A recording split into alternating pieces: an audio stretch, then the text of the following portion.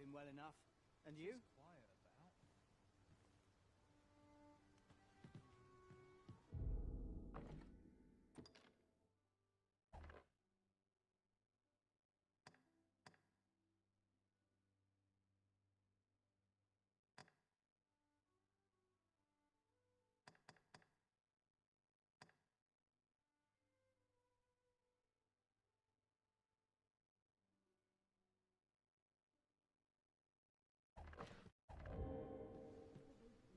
The soldiers have been making a fuss over some strange temple in the sea.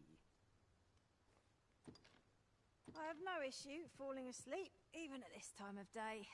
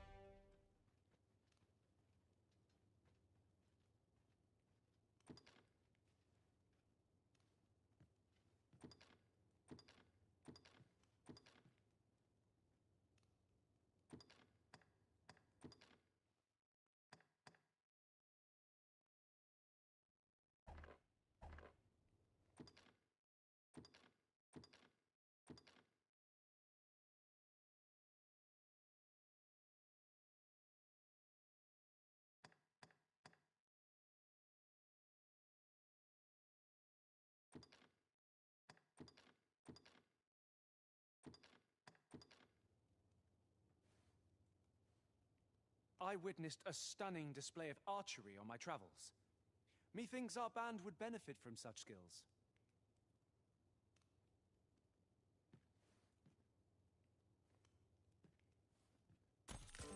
Good morrow, everyone. Off we go then. Shall we get underway? The soldiers have been making a fuss over some strange...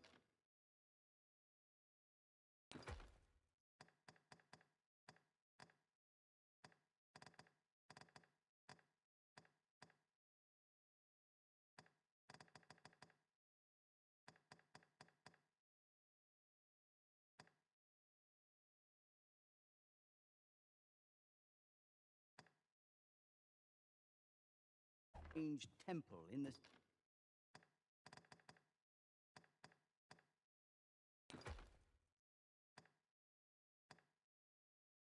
sea.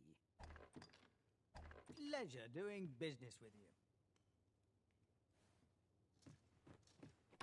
Ox carts make for relatively safer travel.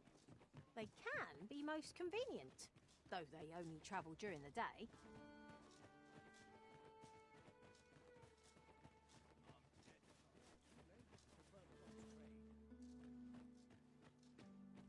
Suppose I could enjoy some idle... Welcome, sir. Contrary to the name, this little shop of mine deals in naught but the finest treasures.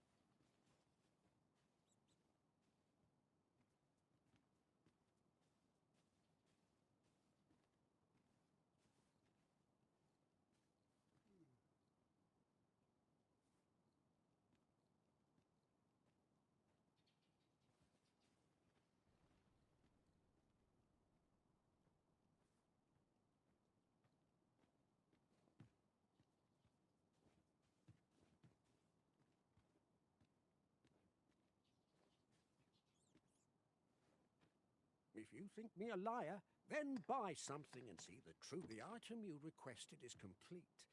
Here you are, sir. Easy cause I'm free and I got nothing next to my jeans. I got dreams like King Luther, shed blood like Tulsa. You ain't helping my people, I ain't got nothing to say to ya. I won't go to smoke like hookah. Talking reparations. America won't be great until they give us compensation. I'm like, I'm the hottest right now. See a bunch of lames out there trying to jock on my style. They be doing too much. I'm the queen, it's too easy. It's like they all in Popeyes. How they be talking so greedy. I just sit back and laugh while these haters get mad. So nefarious how they don't roll my pockets with cheddar. I tell them they can do better. This snakes in the grass can leave a bite on your ass, cause y'all be trusting too fast. I got my foot on the gas, other one on their necks. Dropping receipts on haters, you better show some respect. I'm never facing regrets, we only facing the threats. Running through every challenge like a relay, break no sweat. It's a cold game, so I got that blanket with me. Now that my people are waking, ain't no going to sleep. I do not play by my peace. This time I'm playing for peace. You talking sweet, but when I see you like them ends, we gon' meet. And I got gold all in my skin, God all in my blood, kings all in my circle. You touch one of my souls. They show no love for the queen. Why they hating on me? Is it cause I'm free and I got Malcolm X in my jeans and I got gold all in my skin, God all in my blood, kings all in my circle. You touch one of my toes, they show no love for the queen. Why they hating on me? Is it cause I'm free and I got Malcolm X in my jeans and I got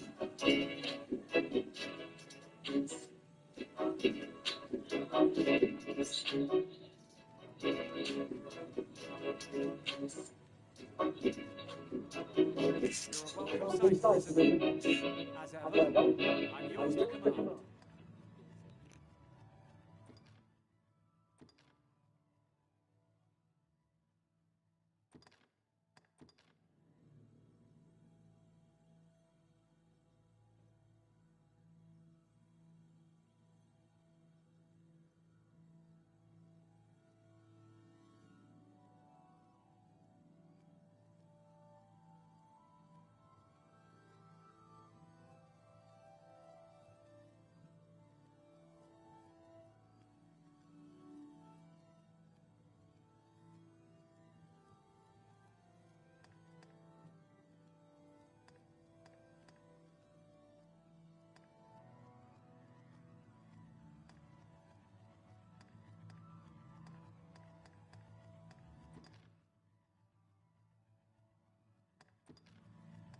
"'Twas an honour to lend my curative arts to your cause, one I would gladly assist again."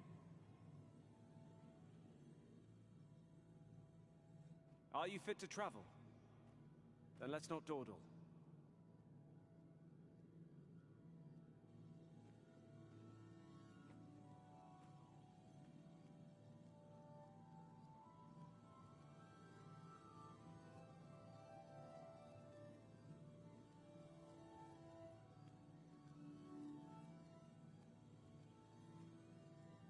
You can count on me to fly to your aid in your hour of need, Master. Knowing when to use my master from beyond the rift seeks the self-same item we just delivered. I shall have to report back on our success.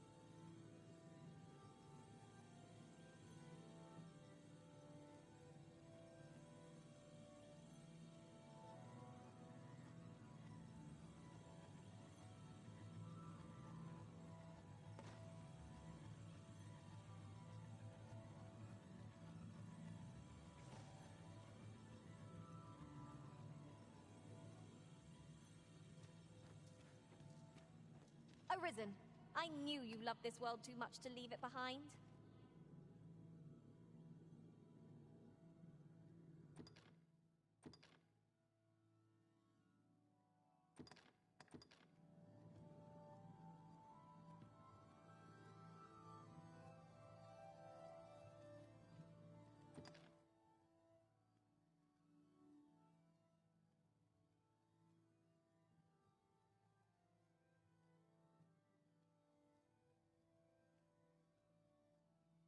How did you feel like knowing that, or dealing with those presidential people? How did that Isn't it interesting how you guys are upset just hearing about it? Lived it, so imagine how we feel, and then now we have to defend and prove it to y'all that we went through what we went through when y'all had nothing to do with it. We already lived it, and when we were living and going through it live, y'all were nowhere around. So it's just interesting that it draws emotion from you guys. And you weren't even there, and we actually lived it, and we have to explain ourselves and beg for y'all to believe us. It's interesting.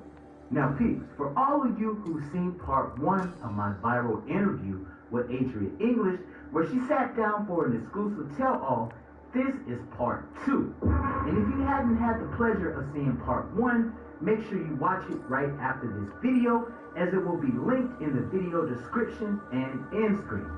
Now I sat down again with Adrian English as she revealed even more shocking information that will leave you absolutely floored. She revealed all of the major celebrities, presidents, and royalty that Diddy trafficked her to. She also revealed some dark secrets about Diddy's mom. Now this is an interview that you definitely don't want to miss. I'll use this chance to commit myself fully to the study of the arcane. Who were some of those major celebrities that Diddy actually trafficked you to? Jacob the jeweler. Hey, Jacob. The others are from European countries and of royalty. Very royal. Very royal. Like princes, that type of thing? Definitely a prince. Whoa. The opposite of being smooth. If you have smooth arms as opposed to hairy. Ooh. So we're talking about the one who's newly married to the biracial lady. That's the only prince. That's the only prince I know. Okay. Damn, y'all. Allegedly. It's a few people that are presidential. A few. So it was more than one president. Somebody who should have just stepped down and retired and appointed somebody else to the actual power instead of them making them jump through a bunch of circuits and hoops only to not give it to them. You know you have the power to just go ahead and step down and appoint, but you didn't want to do that, right? Allegedly. Many thanks. Not allegedly, that's what you did. You should have stepped down. How you gonna back? Oh wait, I'm saying too much. But how you gonna back the campaign when all you had to do was step down and then appoint and say, hey, it wouldn't have to be no election. You understand? So just to clarify for the audience, it was more than one president that was found on those tapes? Multiple. Damn. Multiple kings and princes from different countries. Dubai, shout out to Dubai. You got all the hoes in LA. That's what the hoes out here do. Go to Dubai, get that bag, and come out here and spend it. I told y'all game. Why you mad now? Not just LA, all y'all hoes. All the hoes is going to Dubai to get that money. I ain't mad at y'all. That ain't allegedly. Yeah, there's a lot of celebs that we actually heard, a lot of female celebs that was going to Dubai and getting that Prince money and coming back. Exactly. So they also take flights and private jets, and they come to America too to have a good time, you know? So they definitely show up at the party.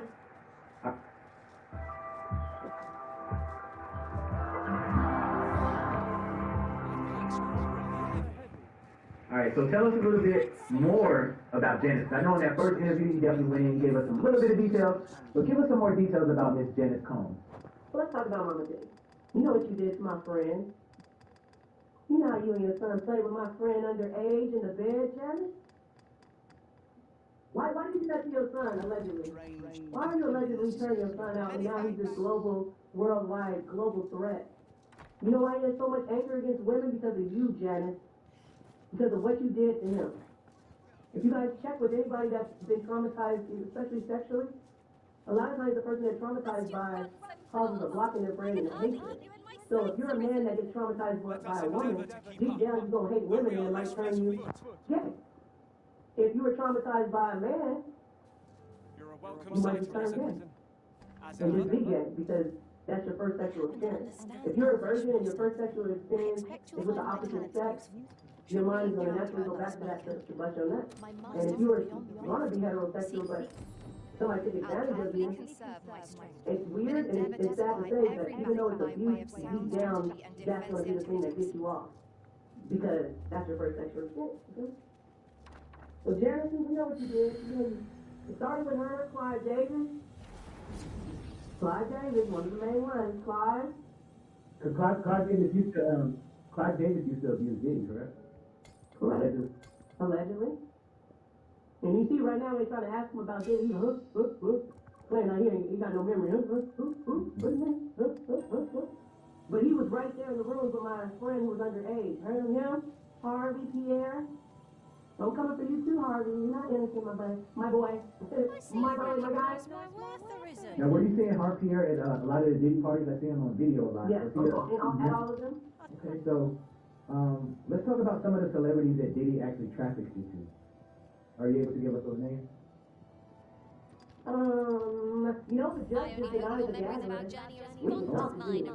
We can talk again. Please dismiss. Let's go. Gotta be so exclusive. We can talk again, everybody. I felt How certain do I you would find feel you like in knowing prison. that, we're And it dealing with seems I those was right. presidential people? How does that feel? Isn't it? My master from beyond the rift. And we actually lived it. So imagine how we feel. And then now we have to defend and prove it to y'all that we went through what we went through. When y'all had nothing to do with it. We already lived it. And when we were living it and going through it live, y'all went nowhere around. So it's just interesting that it draws emotion from you guys. We weren't even there, and we actually lived it, and we have to explain ourselves and beg for y'all to believe it. It's interesting. Yeah, you guys can't be attacking victims, man. Like, that's not cool. And a couple of the presidential situations I'm talking about weren't very presidential back then. Some people were businessmen who filed bankruptcy every time they didn't want to pay their employees. Allegedly. Any presidential people that were kind of the darker skin as well, or were y'all pretty light skinned?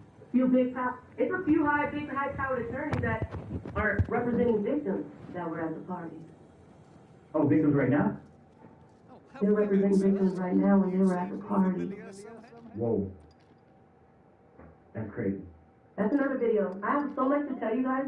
We gotta do it one video at a time because I noticed when I try to tell you guys too much, you can't follow and then you think I'm on drugs or whatever. I'm gonna let everybody know I smoke weed, which is legal, and I drink lightly champagne or wine, a beer here and there. That's all I do, everybody. That's on my son. Everybody say I'm a crackhead, I'm on this, I'm on that. I've had shroom chocolate before, and I liked it because it opened my mind up to really thinking about some deeper things, but it didn't make me trip and go rob a bank or nothing like that. But besides that, y'all leave me alone. I'm not on any cocaine, no meth, no lean, no pills, no none of that. What's his name? NBA Youngboy laid out with the pill bottle and all that. Niggas is dying of overdoses. That ain't me, y'all. Just leave me alone on that. You know what I mean? I smoke weed. Leave me alone. Now, you previously talked about there was a famous baseball player that you had an entanglement with. Did he come from Diddy as well? You want to drop his name? Whatever else might be said of me, Yeah, I entanglement. know that I And it's served interesting because all I we had. both. How can I Let say us that? work together to honor the Arisen's trust. Basically, Jen from the block, I had your man before you, bitch. Whoa. You a J-Lo. J-Lo, you a. And you lucky you left the country, ho. I know what you did to my homegirl. Sticking that stuff in her. Your ass going to hell. J-Lo, I'm coming for you, ho. Let me see you anywhere. I don't care if we at the Met Gala, bitch. I'm running up on you. It's on site. So which dude of J-Lo did you have? Who was the guy? I love green eyes. You know my husband has green eyes? My ex-husband, I should say. The one I married. The only one I chose to marry has green eyes. I love green eye guys. And that's not allegedly. I love green eye guys. So he had, wait a minute. So he had green eyes. He used to be with J-Lo. How much is school broken? If we're going to talk about little boys, then we've feminized little boys and making them sit in circle time at a very early. So he had, wait a minute. So he had green eyes. He used to be with J-Lo, and you paid for it. I met him at Larry Flynt's Hustler Club in Manhattan on 51st and West Side Highway, initially. A lot of people pay with their credit cards. That's why I'm saying This is before like Cash App and oh, yeah. Zelle and Years and years, and there was none of that available. It was only cash and credit cards, actual documentation. And every time they gave us their credit card, they gave us money. It was called funny money, monopoly looking money. And what we were to do with it is, at the end of the night, we cash it back. This is how scandalous the club is. If a guy ain't got no cash to come with his credit card, they gonna charge him 15% to get however much he want off his credit card. Then when they give it to the girls, when we turn it in so we can get it, because we got paychecks. I pay taxes off my money. I just get dollars and all that. So I'm like, all that's new to me. I was professional in mine. Yeah, so when they would pay with their credit card, they would give us this funny money, and they would charge them like 15-20% to use their credit card to get the money. Then when we had the money, when we wanted to get our paycheck, we had to turn in the money. However much you turn in, they took another 15% from us. And then they had the check cash in place, literally directly across the street, like steps away. That was 24 hours. And then when we took our check over to the check cash in place, who didn't ask us for no ID or nothing. They were cool with the club. You didn't need the ID or nothing, because a lot of the Russian girls that were coming there didn't have no identification. And then they would charge you another 10%. So they were just taxing everybody. Everybody getting hit. Damn. Everybody. By the time you got your money, that $1,000 turned to like $700 and something, but it was all good. Now, there's been a lot of talk online and all that Jigga Man could possibly be involved. Can you speak to any of that? Well, what I do know is that there's a trap house in Texas that has been allegedly funded by the Diddler and Jigga. That yellow bee, that's on me, baby, is running, and I heard there's a whole bunch of minors up in there, girls and boys, but they're not in the boys, but they are in the girls. Somebody needs to run up in there. Hey, guys, I got the address for y'all, if y'all need it. Yeah, I said it. What y'all gonna do, come kill me? You gonna send me back to heaven faster? So you can go to hell even faster and even more hotter? What you gonna do? Think I'm afraid of death? I'm telling all y'all wrong. Minors, you don't even let them have the chance to develop their mind and do something positive. You teach them that this is the life they're supposed to live in a little girl. That's on me, baby. They're coming for all these niggas with hair just on the back of their neck. Who do that? Just right here. So, who's that? Come to LA. Come to LA, I got something for you. That's on me, baby. Did you ever have any interactions with Jay-Z, like physically? Oh, yes. Oh, yes. Anthony Gallo ended up booking the Rockaware campaign. I'll tell you a few stories. We're going to leave it to this story, maybe one more, but I have so many stories, but I want to gamble them, and then it's too much for people to keep up with. So, Anthony Gallo ended up booking the Rockaware campaign. Now, that's in this club, you can find that. And we went to the, release party for it. It was at a lounge. And this is cute. Jay, what up, Jay? So when he tried to get with Aaliyah, my homegirl Aaliyah, right? And she shows up on Dame Dash. Then he approached me. I'm dating Anthony Gallo, though, right? So Anthony books the Rockaware campaign. So because he booked the Rockaware campaign, we go to the celebration for the, the release, whatever they call it, the launch party. And we walk in, and there's a bar. It's like a long bar, it's a lounge. And literally when we walked in, Jay-Z was like at the end of the bar, but in the entrance is the bar starts right here and it goes down. So you can clearly see that Jay's at the end of the bar, right? So we're walking in, everybody shaking Anthony's hand, like, oh, good campaign, looks nice, whatever.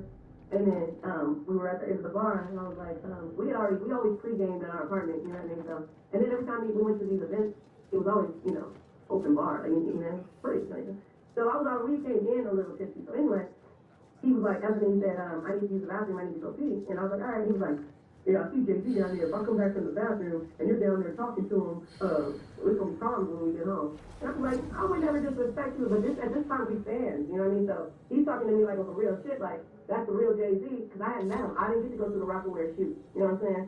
So I'm like, that's the real Jay-Z right there type shit, So he was like, I have to pee, then I'll take us around and mingle you so you can network.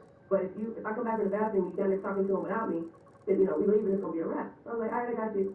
So he went to the bathroom, and I was just standing there. Tell me why when he came to the bathroom, who was standing right next to me? Jay-Z left his position at the bar and came and stood and was all in my face like this. And when Anthony came from the bathroom, Jay-Z was standing right there, and he knew I didn't move one step, and he saw that Jay-Z came to me. So tell us more about Janice Combs and some of the things you actually seen her witness her do. Janice likes minors, allegedly. Janice knows about everything that's going on. That's not allegedly. They're hiding money in other countries. I know where the countries are, and my investigators are on to you guys. It's a wrap. There's pretty much nothing you guys can do. I know about all the people globally that y'all been going around to the third world countries with people with no voices and promising to bring them back to America, only for them to be human punching bags Oh, someone has bodies all around the world. They're a global threat, allegedly. But Janice, you the worst one. You created it. You supported it. You held the secret. You had the nerve to take all the kids, go in there and go visit, and you know, all of that. Yeah, and she likes allegedly to have 3 with her son. My friend has had 2 kids for them that we're trying to figure out where the babies are. She likes to drink breast milk, allegedly. Wait a minute. Janice likes to drink breast milk? She believes it makes you younger. Damn. Like how babies need those nutrients to, you know, develop. Those same nutrients, she believes, you know, rejuvenate you or whatever, allegedly. She believes that allegedly. Have any interactions with Jennifer Lopez at all? Or did you just kind of see her in passing? She would be at the club. She was at the party. We ain't never chopped it up. I chopped it up with Tim Flores, though. I had a fight with Superhead, Corinne Stephens. Oh, wow. We have to look at that. That's not me, but I give that to y'all the next one. It's too long. We gotta stick to when we're talking about the topic. I have so many stories. We have 2 years to 3 years worth of stories, you guys. And I'm gonna give you guys everything that's true. Before Diddy actually trafficked you out to these other celebrities, did you have an intimate relationship with Diddy as well? Multiple times. Was he into like really weird, freaky, crazy stuff, or? Animals. Exotic animals, allegedly. Even fish. Fish? Freaky ass nigga. Imagine spending thousands of dollars to fly an exotic fish. Allegedly. Say the Nemo around this bitch. Hide your wives, hide your kids, hide Nemo. Hide Nemo. Damn. Hey, look, ain't a little mermaid around that bitch. Now, AJ, do you feel like Mary J. Blige is going to be taken down as well? Yes. You Because do? she got with my friend Danny Boy at 15 years old. The one that sang all the hooks on Tupac shit. I ain't mad at you. Can't get enough? Click on the video that's currently on your screen right now and watch part 1 of Lionel B and Adrian English viral video where she tells Amazon Black Friday week is here. With new deals added every day. Shop great deals all week on Amazon. Hi, I'm Ella Pennell, and my new show, Sweet Tea, is on Stars now. I'm going to give you a quick tease about what to expect. Okay, so our story starts with Rihanna. She's a wallflower, she's invisible, until she goes blows on the blood. Wasn't expecting that. And then she almost gets also her jacket off. And then she When I was there, like, it was horrible. It was horrible. It was so horrible. I can't describe how horrible it was. Everybody telling me not to speak would just let them reveal my face. And like I'm telling people around me, if I wanted the money, I would have been and split the money. Like they've been paying me money, I've been living like I'm broke. They got my pictures out here. Who put my pictures out here? Now, Pete, I sat down for the most exclusive interview of 2024. Your picture, that's all. The money, like they've been paying me money, I've been living like I'm broke. They got my pictures out here. Who put my pictures out here? I already seen that picture. Now, Pete, I sat down for the most exclusive interview of 2024. We've seen her pictures all over the internet with multiple celebrities eating food off of her body when she was just that lady alive. That's the first time I heard the lady, and the first thing she said, after all these people up here saying she a liar, this is my first time seeing this lady that they claim lying. The first thing she said, I know off top is a lie, because I done seen that picture of a real girl. Her abuse by famed actress Jennifer Lopez. She details her abuse by Diddy and other Hollywood elites. She fought back tears as we sat down for her heartfelt story. Now this is definitely an interview that you don't want to miss. The following content is the exclusive intellectual property of The Lionel B. Show. We strongly forbid any reproductions or reaction videos for the following content. Any violations or videos found will receive a copyright strike for use of said videos. Thank you so much People can do a reaction video stuff. That's not a real copyright. I know you went through a lot of Get out of here. things. in your life, and we're definitely grateful. That's why I ain't to have liking you your on the show today. video. Yeah. I like every Absolutely. video. So let's start at the beginning. How did you first meet Diddy? How did you get connected with Diddy? And how old were you when you met him? The 2000, I was basically 10, 11 is when I lost my virginity. I met him 6th grade that summer or whatever, and I remember Peter Harvey coming by, because then I started writing music for P. Diddy, and P. Diddy liked the music, so but Peter Harvey was coming by, and at first he was nice and he was paying me too. But I remember one time he came and like tried to snatch the book out of my hand, and he didn't pay me my money. Then he came back another time and he had a big phone, and like back then the cell phone was like real big and thick, had a big thick ass cell phone, and he was telling me that P. Diddy wanted to meet me or whatever. He wanted me to come to his flavor camp for 48 hours. So he told me to ask my grandmother, could I go? I asked my grandmother, she said no. And at the time, my mother was on drugs. And I was all like, I was mad at her. I'm like, I want to be famous, I want to be rich or whatever. I want to be famous, he's going to make me a singer. So we're going to be rich. He said that I got potential to be like the next Michael Jackson, basically what the nigga was telling me. And she said no. So when he called on the phone, I was like, she said no, I got to ask my mama. She was being funny, like, ask your mama. But she knew my mama wasn't around. So I told him that, and they was like, we'll take you to go find your mom. And I was like, real? And he was like, yeah. So when they came back, I was expecting P. Diddy to be outside, but P. Diddy wasn't outside. Pierre Harvey was outside, and he picked me up. When I got to the car, he was all like, he put P. Diddy on the phone because I was like skeptical about getting in the car. So he had to call P. Diddy for me to hear his voice, and once I heard his voice, I got in the car. And then when I got in the car, I remember him like, eat the candy, eat the jelly beans. I think I had on pink that day, like some pink sweats and like a shirt. And I had bobos in my head. And he was like, eat the candy, eat the candy. And some said don't eat the candy, but then he was like being real persistent. Eat it, try it. These are new jelly beans. We just invented these jelly beans. And when I ate the jelly bean, I was like, this is nasty. And I was spitting it out, and as I spit it out, I was like, I want to get out the car. And he slammed the door, and then he got in the car. And I remember being out of there. And I remember them putting me on the jet. And them saying, damn, this looks heavy. I remember him being like, wake up. I remember waking up. I remember my ear popping, and I remember my stomach dropping on the airplane. I'm glad to So it was a private jet? It was just us. I'm calling it airplane. That's what I called it back then, but it was a jet. I remember getting there to the studio. I'm out there asleep on the couch. I remember Asian man or Chinese man being there, and he was all like, you did this to my son. I'm going to the police. Like, you did this to my son. He's in the hospital. And he was all like, if I was you, I wouldn't say nothing or whatever. You're going to end up dead. And like, the man looked terrified when he said that. You know, I'm about you going to the police. And I'm going in and out. I remember looking on the pool table, there was a lady getting on the table. I thought she was Mexican, but she was the Arabian lady that was Miss Gloria Alvarez. I saw her getting on the table, but I was like I was conscious, but I was coherent, but I couldn't move. And then I remember being like, I'm thirsty.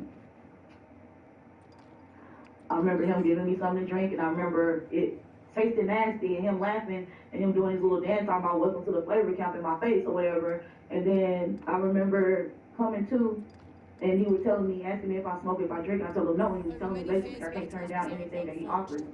I have to, if he offers it to me, I have to do it. I remember him giving me a tour of the place, and him giving me the camera. I remember him like trying to make me feel comfortable, and he was like complimenting, oh, she got a nice, I felt so uncomfortable. He was like, don't she got a nice body, right? It's nice. I remember that. I remember him telling me to get the camera and to take pictures. What did he have you taking pictures of, or like you studio, he took pictures of me, and like when I took a picture, and I'm like in front of the thing, I'm taking pictures like this, and I took a picture of the bed. That is not her. Like, go I already saw that picture. He was like, go walk That's around. that white girl that's soon. And he told me to take pictures. And I remember taking pictures of the bed, like take pictures or whatever. And I remember taking a picture of the bed. It's not your black ass and them that white girl picture. Please. And he was like recording me. And I also I'm just going in and out.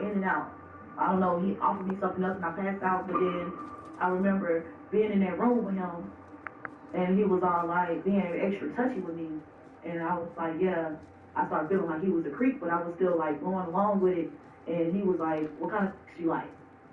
Like, he was asking me about me being molested, and I was honest with him, and I told him about stuff, you know, because he was like, the stuff that I was writing, I had to be like, they was asking me, have I ever been molested? Have I ever had sex? And I was like, yeah, knowing I was a virgin. I've been molested, but I've never been penetrated.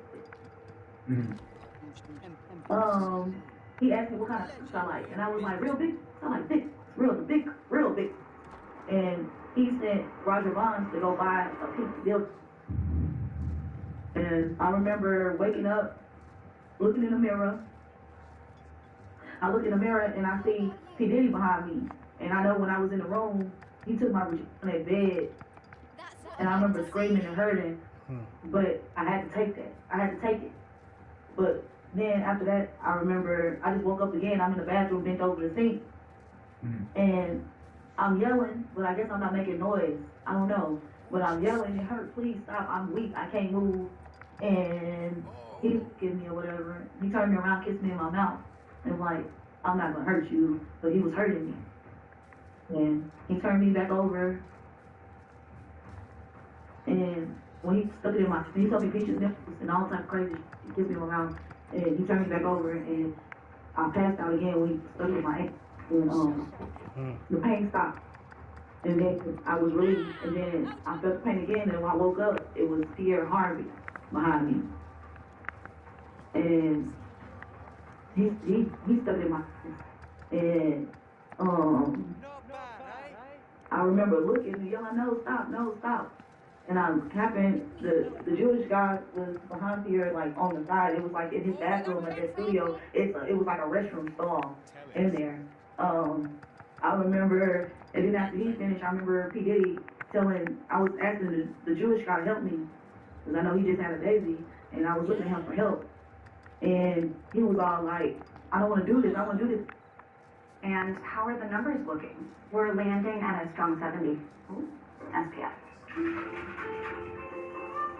Thanks to JetBlue's low fares, Kayla's in vacation mode already. And he was all like, I don't want to do this, I want to do this. And he was like, if you don't prepare, I'm going to kill you. So the dude got behind me and his stuff was off.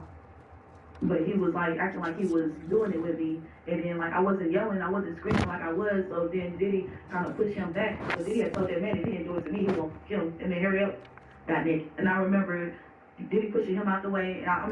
Pierre pushed him out the way. I remember Pierre smoking out of like a crack pipe. I don't know if it was crack, I don't know what was in it, but a crack pipe is where it's circular, you know, he was smoking out of that. And I remember him making me give him hit, and like I was using my teeth and everything. He slapped me upside my head, and he was all like, don't use your teeth. But I couldn't breathe, and like he was just gagging me with his, it was just so, like, it was just so big. I remember after that, it was like a break in between them. But then I remember looking to my left, and P. Diddy's in the doorway with like one of them old school cameras, and he's sitting there just off, and sitting in the chair in the doorway of the restroom. I remember passing out, waking back up, being over the sink, and this nigga sticking the champagne bottle in. I was like yelling. At that point, I know I was yelling at the top of my lungs. And they just had me so hurt. They left me in the restroom. And I don't know how long I was in that restroom, but my legs and stuff wouldn't work. And some white guy came and got me out the restroom. So it was like a security guard or somebody that picked you up? This white guy, when he smiled, he had the cat like a smile like Garfield. He picked me up, and I was like, I just want to go home. And he was like, I'm gonna take you home. I got you, I'm gonna take you home. So they put me back on the jet, and I wake up, I'm with some other white girls, like we all teenagers. They were a little bit older than me.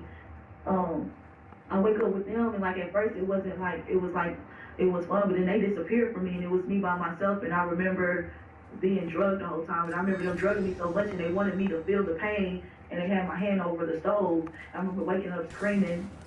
This was a fat white guy. He kind of hunchbacked, got a pointy nose. This fat white guy, he was just passing me to different white men, and to a point they all started looking the same.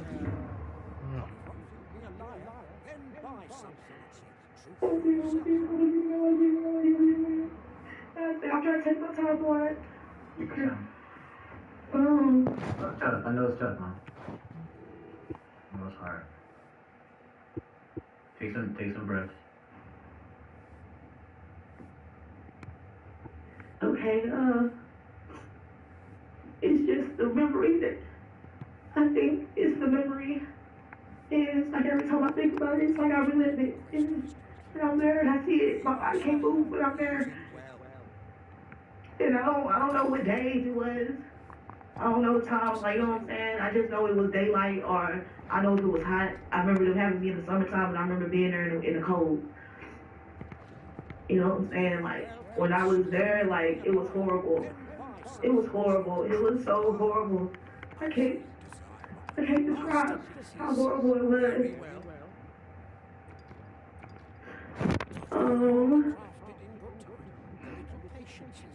After that happened, it's like it goes in and out. I remember trying to escape. I remember the brown children. I remember being locked in the cage with these brown kids. I don't know what race they were, but I know they looked at black, but they didn't speak English. How many kids would you say was in there with you? It had to be like 30 or 50 kids, but it kept getting smaller and smaller and smaller because they were hunting these babies. It got to like, it was like until I noticed I was just in the cage. But before they like took me out the cage and put me back in the cage, they had me these babies with them. I remember him shooting this baby. The baby had to be no more than 5 or 6. This boy, when he hunts me in my dream, and he is the age he probably would have been now, but he hunts me in my dreams. Like when I have out of body experience, and like it's like that he's chasing me. I remember he shot that baby, and I was like, I'm not gonna. And he pop, pick up the knife, so I pick up. I was going like this. The baby had to be no more than 5 or 6, to be honest. He had me bathing them, feeding them, washing them off, and bathing them, feeding them. I remember me being in the cage. I kept letting them out the cage. I remember I kept opening the cage, letting them out, and like they used to have to get them and run after them, get them. I remember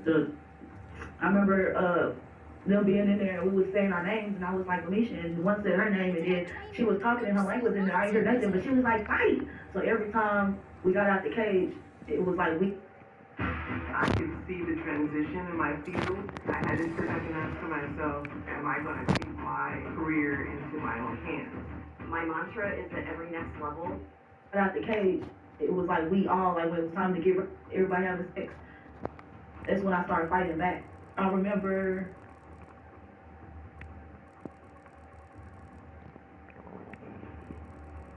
I know it's hard. I remember they had a tray, and on the tray there was a knife, it was a corkscrew, it was a glass bottle, it was a candle, and it was a cigar on the tray. And I remember all of them had to stick it in me. And I will never forget how Bill Cosby lit the cigar and put it out on my vagina. So Bill Cosby was one of the people there? Yes. I never came forward to his case or whatever, but you know, he had Jane Doe's, but that opened up all the old stuff that he'd been doing, you know? But I never came forward in that. Because my grandmother never took me, she never reported me missing, and she never took me to do a police report. And as I'm calling, getting help from these lawyers, it's like nobody can help me. And like I need help with a lawyer. Like, you know what I'm saying? And it's like, I know that's me. Like I can provide pictures, not the picture that they have, because they have the original. The police had the original copy of that picture of me. You know what I'm saying? They had the original copy of that picture of me. I don't have no picture. I got pictures of how I looked at that time. You know, that like you could see my shoulder and I still got the same frame. But I don't have those pictures anymore. I remember he did what he did to me, and then when it was time for Jennifer Lopez, she was there with a guy, and he was standing there looking disgusted, but didn't nobody save me. She stuck that glass in me, and after that, like, when I was, my eyes were up the whole time, and they put a blindfold on me. I remember them beating the fuck out of me. I remember the dog signing me. I remember them all being mad at me because I put snake venom in everybody's drinks and shit. Because everybody acted like they couldn't remember. But when this witchy lady, she gave me, she was in a red room. All the other pictures is not brought up, but the one the picture that I know ain't you. That face is blurred out. Still be numb, but whatever she gave me, it made me coherent. Like I was coherent to everything, but I still couldn't move. You know what I'm saying? And I put it in everything. And I remember Kris Jenner being mad about it And I stepped her on her left side of her shoulder, like right here. This is where I stepped her right there. And no, it's not allegedly. It really happened. It really happened. And I hope by me going live and me telling some stuff that it don't help him get off. You know what I'm saying? Because they saying, like, you know, I don't need to talk, but I don't have no lawyer. I don't have nobody to represent me. And if it was for the money, I would have been and took the money. Right. I would have been and took the money. That's all right, sis. Speak your truth. Speak your truth. I ended up, he burned down this building to cover up some bodies, some more people that was there. Yeah, that's the building he kept talking about, because he ended up doing some shit. He slipped, fell, hit his head, and I ended up pulling him out. I wanted to leave him in there with the power of God told me to do it. Even God told me to get him. And I wanted to let the nigga burn. I wanted to let the nigga die. I swear for God, I wanted to let him die. I can't tell you. I wanted to let him die. I cannot make this up. I cannot make this up. Yes, I was young, and yes, I pulled out a grown man out of a burning place. You hear me? And I darted for the woods. And I was lost in the woods. I died in the woods. God brought me back to life. And I just told God, just please kill me. I don't want to go again, but I'm hungry. I was in the woods on the hole. I was in the woods until I made it to the barbed wire fish beat me up. I was already beat up because before I made it to the woods, they beat the damn Bill inside of me. The deal, he made Roger Bonds go by. He told that man go by that deal. They beat their Bill inside of me. And I went to the highway. I was made through the barbed wire fence. And I'm like, damn, I thought I was in the jungle. Because they kept telling me, you're in the jungle. So I didn't know where the fuck I was at. I'm thinking I ran away from Africa to America. That's what I'm thinking in my kid mind. You know what I'm saying? And this is how I wrote my police report. This is how the first police report is written. You know what I'm saying? And I get to the barbed wire fence. I almost get hit by cars because it's a barbed wire fence. There was a freeway. And I collapsed on these trash bags. And some white man, I think his name was Samson, he picked me up. And he drove me from Miami and took me back to New York. I should have expected you may. You have daughters, so how are you experiencing what they're going through, and how is this? You alluded to it, that you know this. And when I came in there, I was beat up, and they was like, "Who did this to you?" They tried to get the white man. I said, "He didn't do it for me. He didn't do it to me. He saved my life." He was he didn't take me to the police station in Miami because I was telling him that it was like the sheriffs, the people work for the Miami police place was doing that to me. And I was telling him, he told the police did this to me because the nigga was around police, around a lot of elite white people. I was like, the police did this to me. So he said that he drove me from Miami and he drove me to New York. And I remember them taking my statement. I remember I remember lying about my age on the first time I told them I was 17 because I was scared. I don't know. I lied. And I remember I wrote the first statement, I wrote it, and I tried to cover up stuff, but then I told them I had to use the restroom, and they was like, no, you can't use the restroom, but before all this happened, they brought Mr. Williams in there, because they was like, this is good, you don't want to hear this, and they was like, who did this to you? And I was like, he did it, and I named the other people that I was around, and he was all like, well, how old are you? Where are you from? I lied. I said I was Mexican. I used to say I was Mexican. I lied and stuff and said I was from Michigan. And I just made up a whole bunch of different stories. And I ended up seizing out. And I told him I had to go to the restroom. They was like, no, you can't use no restroom until you finish writing. And I ended up writing everything out, which was the truth. And I ended up seizing out. And I remember them rushing me. I remember Mr. Williams was with me the whole time. I remember I was in pain, so my whole body hurt. So I didn't know the difference. They did an operation to remove something out of me. I felt the same way I felt before they did the operation. I remember them showing me the video, and I'm like, that's not me. And it looked like they pulled up fucking intestines out of me. And it was that pink fit all on it. And he was like, I was like, that's not. I was like, ew, what is that? I was horrified. And he was like, this is you. Who did this to you? And I went on and told him the truth. You know, Diddy did this. I remember them having to sew me up and reconstruct my stuff down there. I didn't go straight home. He said, I can't send her home like this. He waited till that my big eyes went down. But I didn't make it back home until October, November. I started the 7th grade, the second semester. And I started with my dad. I lived with him my second semester of school. I lived with my dad. I remember Mr. Williams being there with me. And like, he's not gonna testify or be on my behalf, but I said I would never came forward if I never saw him on TV. You hear me? Because he is my angel. He is my angel. God knows I love him. God knows that man is my angel. I'm not trying to be always looking crazy. You know what I'm saying? No, you're right. You're all right. I won't be always looking crazy and crying and shit, looking ugly and like, I'm here crying. This is some traumatic stuff, so that's normal. Yeah. Everybody telling me not to speak, well, just let them reveal my face. And like I'm telling people around me, if I wanted the money, I would have been and took the money. Like they've been paying me money, I've been living like I'm broke. We got in this situation.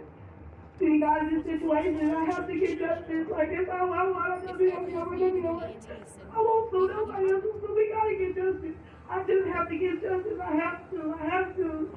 I don't want to be talking and doing this interview and help him. I just need justice. I need help. They got my pictures out here. Who put my pictures out here? So, Misha, yeah, definitely that part. Let's talk about those photos. Yeah, let's talk about those photos. So basically, that's you on the table with the food on you, and they're eating off of you. Yes. How old were you in those photos? I was 13. I didn't turn 14 till the end of that year. I don't turn, like, my birthday is in December. So, like, right now I'm 33, but when January, after December, I'm going to be 34. Like, I always turn the same age at the end of the year. And I don't know who has it. I don't know who they got the video of me being when I was going with the white man. They were doing weird shit to me. Like, they beating me. This woman flat out my hair, got me ready for this man named Joey. And they beating me. Got me strapped to a tree, and like I just feel like I'm being bullied because they put it out there. You know what I'm saying? Who would glorify this? This is nothing to glorify. You know, it is like everybody that's coming forth and they're doing interviews. Everybody that's doing interviews has something to do with me. Everybody is doing interviews has something to do with me. And I'm just sitting back and I'm just watching people. Like I don't watch TV, listen to music no more because everybody that you listen to, it hurts me. You understand what I'm saying? And so there were a lot of celebrities involved in. Even if people tell them I was 17, I was still underage. The fake age. The people told me the same. Like, I was still underage. And this man had my mind blown. I was being abused at home, and I was thinking that this is how the world treats you. You know what I'm saying? I'm thinking this is love. This is you gotta do. You gotta do. He took my virginity. My mom was gone. I don't know. My mom was gone. My mom was gone. Now, peeps, that was part one of our shocking 1 hour interview with Misha, a victim of Diddy.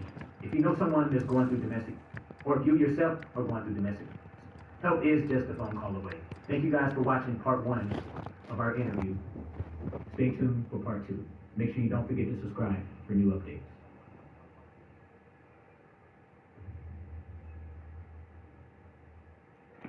The storm's coming. And not one of this earth, but one of my own.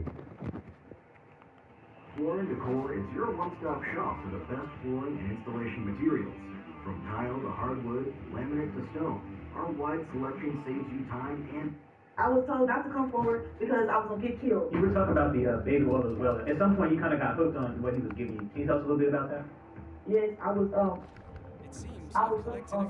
it was to the point where if he didn't give it to me, like I was spazzing out for it, like I was hooked on it. I remember doing a threesome with Kim Porter, and I remember him having us in the room, and I was telling her I was in love with him too. What's up, peeps? Many of you have seen part one of my exclusive interview with Misha, a victim of Diddy, the viral young lady that was featured in all the pictures that's been circulated all over the internet. This is part two of the shocking exclusive interview. Now, peeps, I sat down for the most exclusive interview of 2024. We've seen her pictures all over the internet with multiple celebrities eating food off of her body when she was just a preteen. We've seen her sitting in Diddy's lap in the studio when she was even younger. Now, hear her story for the very first time. We've heard stories of her abuse by famed actress Jennifer Lopez. She details her abuse by Diddy and other Hollywood elites. She fought back tears as we sat down for her heartfelt story. Now, this is definitely an interview that you don't want to miss. The following content is the exclusive intellectual property of The Lionel B. Show.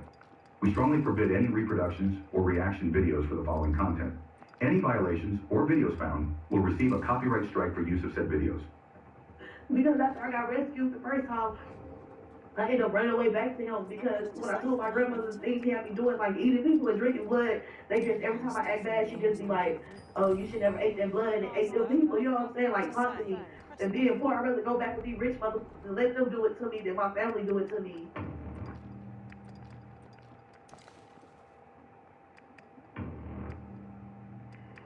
I know it's hard, I know it's tough. These people did this stuff to me, and it's not allegedly. I wouldn't be going live, and I wouldn't be speaking this. My childhood friends, they know what happened to me, but we're kids who is gonna help us. You hear me? Like, who gonna help me? Me, the black girl. You hear me? Who gonna help me? When the world look at me as shit. Scum. I'm black, and I'm a woman and that I'm low and everything. You hear me? Like, who's gonna help me? And I don't know what my friends used to always tell me. Even when PG did something, they got the house foreclosure where we were living and we had to move. They was saying it was all my fault. So you said house in foreclosure, what house was that? It went on foreclosure. We always lived on Section 8, but we lived in nice houses. And they was telling her, they've been trying to offer her $75,000 since then. They've been trying to offer her money. And she never took the money. Your grandma, right? Yeah. She never took the money, but we ended up moving to the other part of Garland, Texas. And he was popping up over there like he found me, like this shit was weird. It was weird. I was with my daddy, I never seen him. When I was with my dad, I never seen him. When I came back home with my grandmother, she was like, go take out the trash. And this nigga in the front yard talking about his name's Antonio. And I'm like, he did it? Antonio. Like, no. I'm like, Antonio? He wanted me to say it the way he was saying it. Told me if I took off running, he was going to shoot me. And I remember Roger being there, and they had the guns with sawed off parts. And I remember Roger being there for that part. I remember them coming to pick me up from my house. I remember them buying my grandmother a Pontiac. She said it was 2004, but, you know, a Pontiac. I remember them buying her a car. And he was like, is she in the house? She is in the house. She in there. And she was like, no, she's not. I remember my grandmother telling me to go get in the closet. And they gave her that car. And she was bragging to everybody about how she got a car with 0 miles. So I remember in 2012, I was speaking about this. I remember in 2012, when they was contacting me to come out there and see if I would have came out there, then they already told me they was going to get R. Kelly first. They told me to come out there. You know, everybody's suing everybody so I can get my money, but I'm like, all this shit come with entities, come with dark entities because they have me in their cult. They told me that they got my grandmother on video, and they told me that they got proof that because he bought me a house when I was young for me to stay, but I didn't want to stay with him. Make no mistake, CIA, NSA, they were experimenting with social networks in the late 70s. They are already figured out this was going to happen, and I think a lot of what you see in Silicon Valley clearly proof that because he bought me a house when I was young for me to stay, but I didn't want to stay with him. I didn't want to stay because hell no, why? I'd be a damn fool. But he wanted me to stay, but I think he was just wanting me to write music. You know what I'm saying? Just using me for that. He said he was gonna pop me out when I was 20. But I never stuck around to do anything because he had me doing illegal shit, had me in shootouts with him, had me snitching on people, and I'm high on it. Like, I don't have no control of me. I don't have no. You were talking about the baby oil as well. At some point, you kind of got hooked on what he was giving you. Can you tell us a little bit about that? Yes, I was hooked on it. It was to the point where if he didn't give it to me, like I was spazzing out for it. Like I was hooked on it. I was spazzing for it, like I was craving it. Like when I had got pregnant, like I remember Sarah telling him to keep me off of it so I can have that baby because I kept losing the babies. And she was like, if you better keep her off the drugs because she said she wasn't doing another insemination where they take the eggs out of her and put it in me or whatever they did. She said she wasn't going through that pain again because it hurted so much. So, Who's Sarah? I don't know her name. I don't want to say it wrong, but that baby Chance Combs, that's my baby. Even if it's not my egg, I carry that baby in me. You know what I'm saying? Sarah Chapman, I don't know her name, but I remember her saying, look at her, she's ugly, because I was in the bed, he had me behind that tranquilizer, and he was like, she can't hear you, like she can hear us, and he was like, no, she was all like, I can't say that's my baby. She was with some other dude. I remember him doing an interview. He was all like, Sarah had that baby. Sarah ain't even ain't never been pregnant. I was with her. Like somebody did an interview and like you know what I'm saying, exposing her that she was never pregnant. She took my child for the lifestyle so she could live the lifestyle that she has. I remember doing a threesome with Kim Porter. And I remember him having us in the room, and I was telling him I was in love with him too. But at the time, he made me go by April. So I'm on these airplanes and I'm flying. They got me as April Fuller. She knew me by April. I remember it was All the Men's or whatever. I remember telling I'm glad to see what's her name? Kimora Lee Simmons. Yeah. I remember telling her like it was like a ritual, whatever they did with me. I remember telling her she was mad at me too. I remember telling her like, no, all the men had sex with me. But I remember telling Kim everything that happened to me, and she was happy that she never went with him because he was trying to get her to go with him. So Kim and Kimora knew everything that you was going through, and that you were underage as well. Because I told her, and she was all like, "Oh my God!" She started crying. It was too late. She was talking, and then it was just crazy because he squirted oil in her mouth, and then she just kind of turned to a demon. Like he had control over her ass. And I remember when we did the threesome, she strapped me down, but she was anally, so that shit hurt it, and he had to come out and make it out. Yeah, it happened. It wasn't allegedly. It happened. I was there when she was pregnant with them twins. She had a white headband on, and we both pregnant at the same time. She had a white headband on her head, cause she was fighting him and stuff. He was telling her, because he was having me in public, and she was the one to tell him, you need to stop having her in public. And then that's when he started locking me in the tunnels and taking me to the Playboy Mansion or hiding me at Bill Cosby house, but he'll move me to the tunnels. And the tunnels were in his room, and it was under the rug, but where his bed is on top of, but that's the entrance way to get in the tunnel. You know what I'm saying? I could describe the room I was in. I remember one of King Combs' friends coming to the house or whatever, and I remember he thought it was a restroom, and he came in there, and I was scared, and he was looking at me, and I was like, don't say nothing. I pushed him out. Like, don't say nothing, don't say you talk to me. Because every time I spoke to someone in the house I had no business speaking to, I got my ass beat. The day I gave birth, before that, I've been pregnant. I've been there 2003, that summer, 2004, 2005. I didn't make it back home to 2006. And I didn't even know I was gone that long. So I left in the 9th grade. I came back, everybody in the 11th grade. I'm still in the 9th grade. Now you just to confirm, you were the one that had the D&G tank top on, correct? Yes, I was. Dawn saw me in the studio. She saw me. I put her in the document. She saw me. Everybody I named, they saw me. Cassie saw me. When Cassie was running, Cassie was mad because she had to watch him be awesome. And she ran off with that money. And that's money in that duffel bag she was running with. You talking about in the hotel where she's getting beat? Yeah, that's like it's old. Like she got beat. Like they just now putting the stuff out. But that's money that he keep in that duffel bag. She was trying to run with that money. I gave birth. When he got me pregnant the very first time, he was trying to hide it from Kim. And I remember she was mad hurt. I don't think she ended up moving out or being mad or something happened like that. And I remember he was mad at me taking out on me, but he always had sex with me, but he never let me take the house. So everybody would have victims look like she was angry. She also made you use the bathroom on yourself as well on stage, right? Yeah, because we had this party.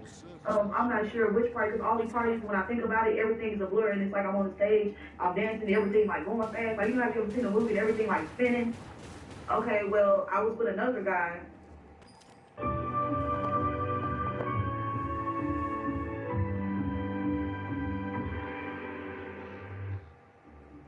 Aretha Franklin gave me and this other guy that wanted to come on as a ghostwriter for Diddy. He gave both of us. She gave both of us.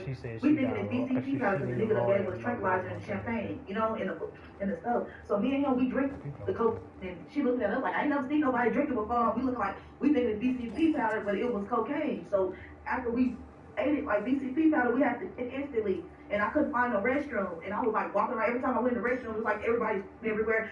I couldn't use it. So he found me, and I had to use it. I got to use the restroom. I'm about to use the restroom, get on stage.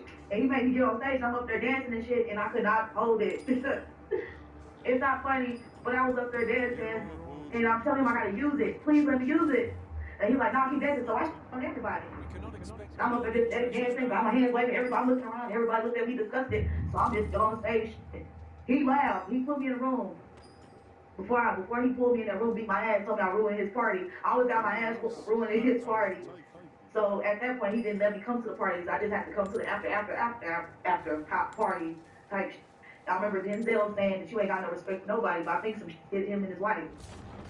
Like splurged on him. But it's funny on a lot of people. Everybody was looking at me like, this bitch stinks. This bitch nasty. But nobody can help me. That's deep right there. Nobody helped me. You also mentioned when you were on that table that somebody from New Edition was interacting with you as well. Yeah, Michael Bivens, like they was like, I don't know what they had doing, but he had some like worship in my body, and I was on the table, and he was like, I was scared because I'm still thinking about the first time when they did that. You remember I told you about the champagne bottles that happened when I was young, and I remember J-Lo was at that party, she had baby blue dress, and I was like, I don't want to be around her. I was scared. I'm scared of her. Like I was scared of her from how she did me when I was younger, all the stuff that she did, and I'm not gonna just say everything that the lady did to me. But all the stuff that she did to me, I was scared of her.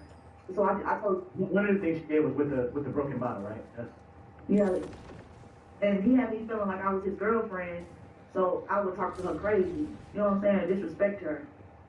So when it came time for them rich people get together, they got money, they bored, they do some shit. Like they do real. I remember seeing a white guy in a fish. It was just so much. That night, he was over me and he was like saying something to whatever he was, and he was pouring the wax on me, and he was squeezing my nipples like they were pinching my nipples, and I didn't move, but tears was rolling down my eyes. Like it's a picture where my face is turned this way, and I know that I'm crying. They got a square on my face. I'm just yelling. I'm 13 in the pictures, like I'm like on the pictures like that. I remember he snatched me off that table, put me in a dark room, and then I woke up again being anal, and it was like the whole party was with me. Like when I come to, they looking at me like, when I look at certain celebrities, they looking at me like, oh, I guess my eyes were closed, and then they end up putting the blindfolds. It was dark, but I saw a couple of celebrities, but before they put that blindfold on me, I looked over to Miss English, and I see her, and she just laying there drooling like, I see her get fucked. Both of y'all was out of it while they were taking a minute. Yeah, it was just us two. You and Adrian, you say English, you mean Adrian, that's what you're talking about. Yeah, I didn't want to say her name wrong, because I've been calling her mom name. Adrian, that's what I've been calling this Adrian. Adrian, okay. How you say it? Yeah, hers is Adrian. I think her mom is Adrian. Yeah, Adrian. I've been seeing her, I call her Cherie Beauty, but she used to go by Sasha. But Adrian, she's laying on the table, and I see her having to get, like, it's the list when it's like 100 to 200 people. All the people have messed with us. Wait a minute. So over 200 people slept with y'all in one night. In one night. Jesus. Yes, I was sorry. Yes, I'm happy to have kids because they were speaking nice, and not that time, but other times. Like Allie Carter, she got me hipped. She was telling me to make myself wet because it's like another part of the after party too. The after party where the people in there and they're dressed up in their awards, like gowns and stuff and suits. And if they don't want to have with the kids, they got to do something to the kids. So one person shit on the floor. I'm like, I have nothing like my ass wet, nasty, but shit on the floor, and like they'd be like, lick it. What? Rub it on your body. One person squirted on the floor. They know who said. One person squirted on the floor. I don't want to just bring out everybody's name, but all this is gonna come out. One person squirted on the floor, and you have to lick it and you have to rub it on your body. And if they didn't want to do that, they get a stick, like a wooden stick, and it's like kind of round. And like you know how the broom is, the wooden stick that you get from the store, and either they beat you upside your head with it, or they stick it in your ass. And all this, it gave me a tilted. I had a normal cervix. All this stuff that happened to me in my life gave me a tilted cervix. Like my cervix tilted. Like I'm happy I can still hold kids and have children. You know what I'm saying? But like people like Allie Carter, they put her up. She can't have kids. So the people that was doing this to you, it was men and women, or just men? Men and women and children. They had everybody. I remember Ray Day was there. Ray Day was there. Everybody that's coming out like, yeah, I was there. I seen stuff. Yeah, all y'all better tell the motherfucking truth. Like people trying to save Diddy, and then they were saying 2012, everybody was coming to the club and talking to me, acting like they didn't know who I was, and everybody know who I was. You know? With the guy from that TV show, he was. Did he take part in that as well? Which one? The white guy. You ain't got to say his name, but He's a very famous white guy that was on a show from back in the day where one of the guys got arrested for something. How you look? He's married now, and his wife is an actress as well. Yeah, he was there. He was there when the brown babies kept getting out. So he took part in all that too. Yeah, he was there. Yeah, he was there. He was there. Even they didn't off the other boy. They were trying to take me on him. Aaron, the one that died. Yeah, he was there. Now, you talked about as well Justin Bieber. Tell us a little bit about the Justin Bieber situation and what happened with that. It goes in and out. But what I do remember is that he had a couple of the young celebrities ain't no fuck me. They all like ran train on me or whatever.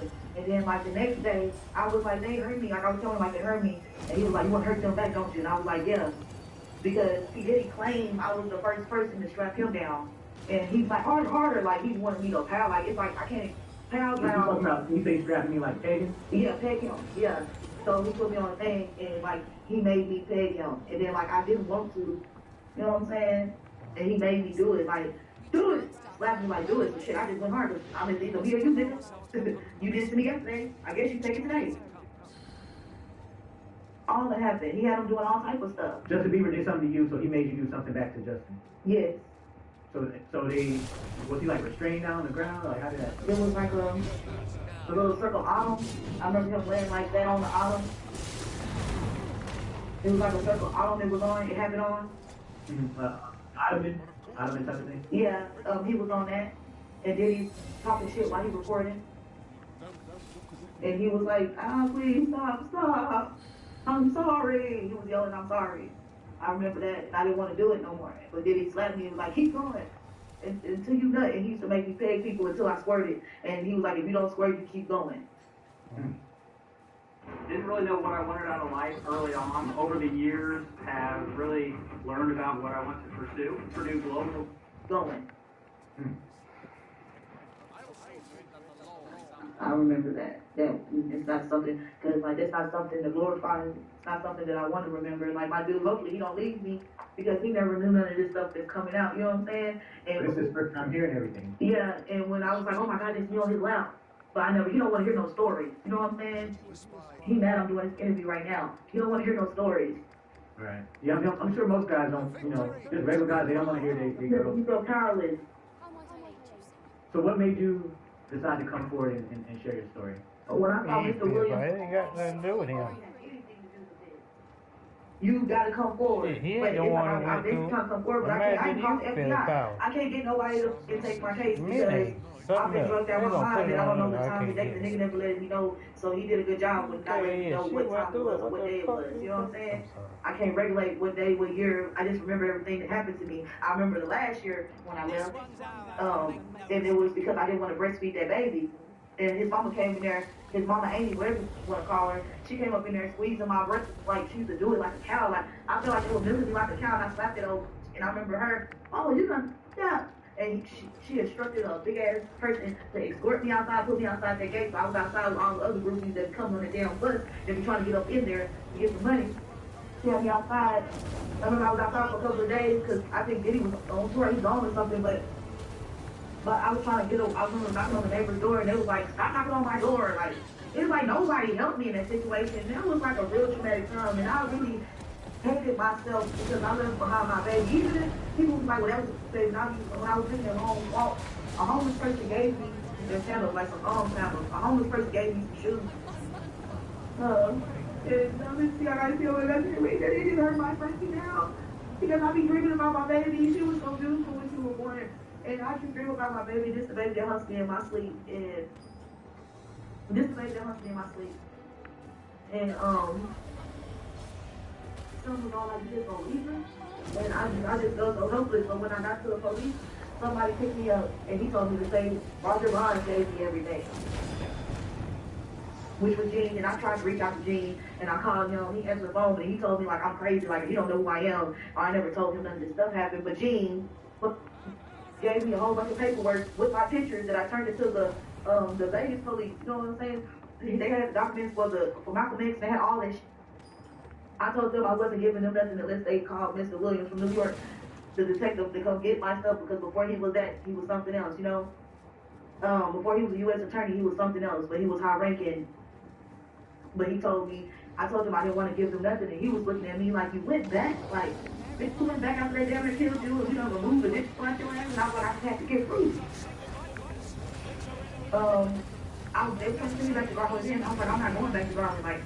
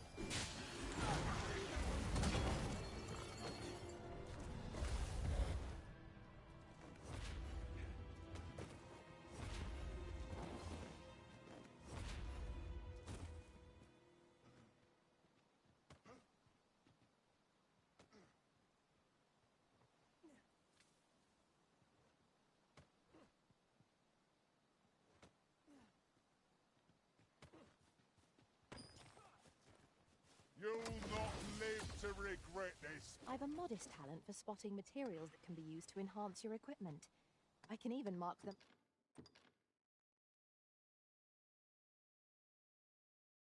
on your map.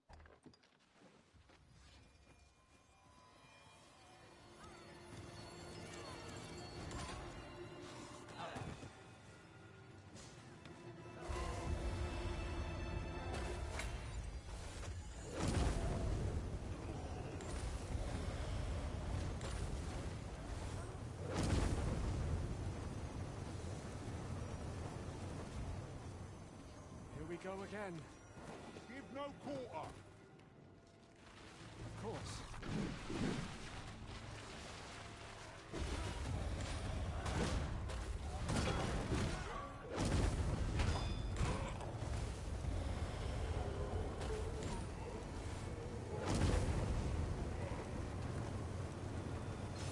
I'll collect that.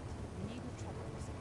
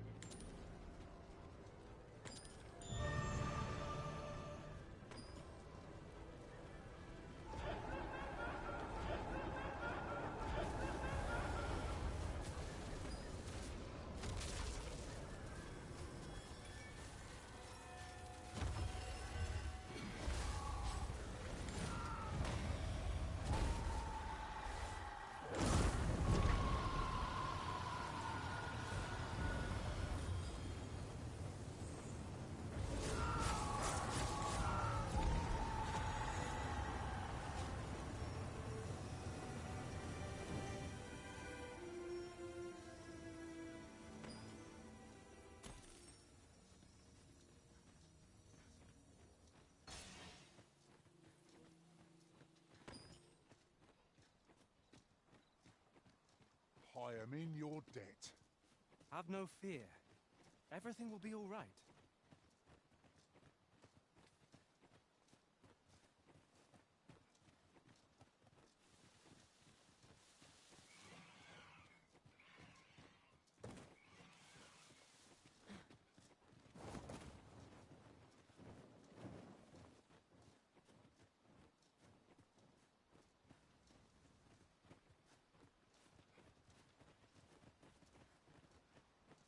Do watch where you're going.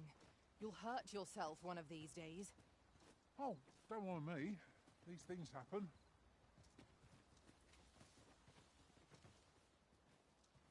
Arisen. I should have expected you may yet linger here.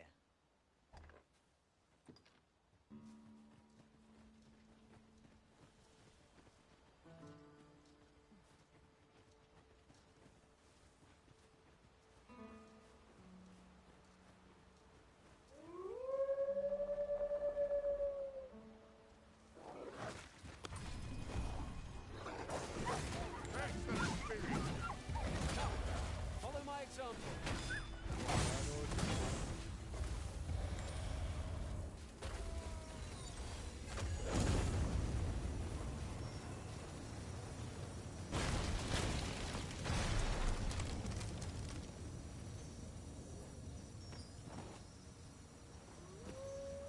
It's broken, and with it our path forward.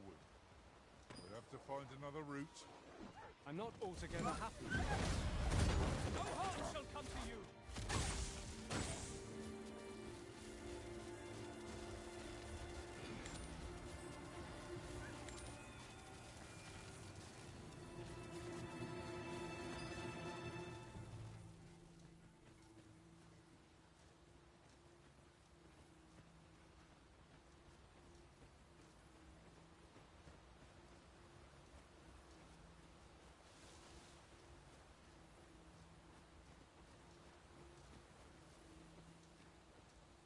By your command, Arisen.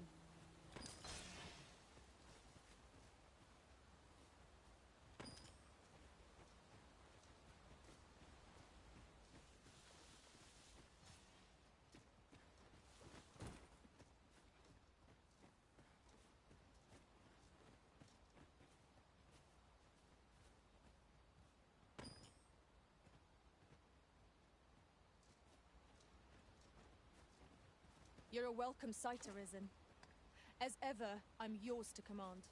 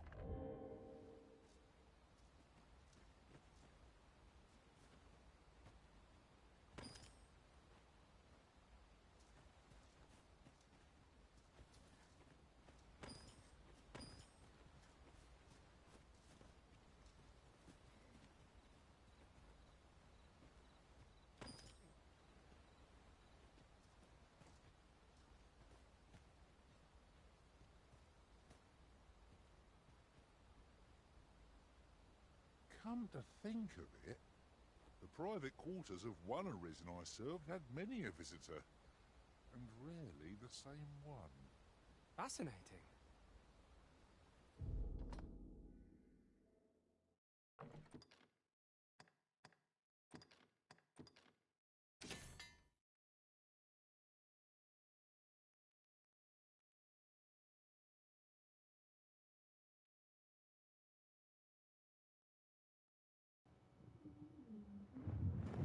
Spot, I'm your host, Gigi. As you guys can see, I'm at a different location. Yes, I am on vacation for the holidays.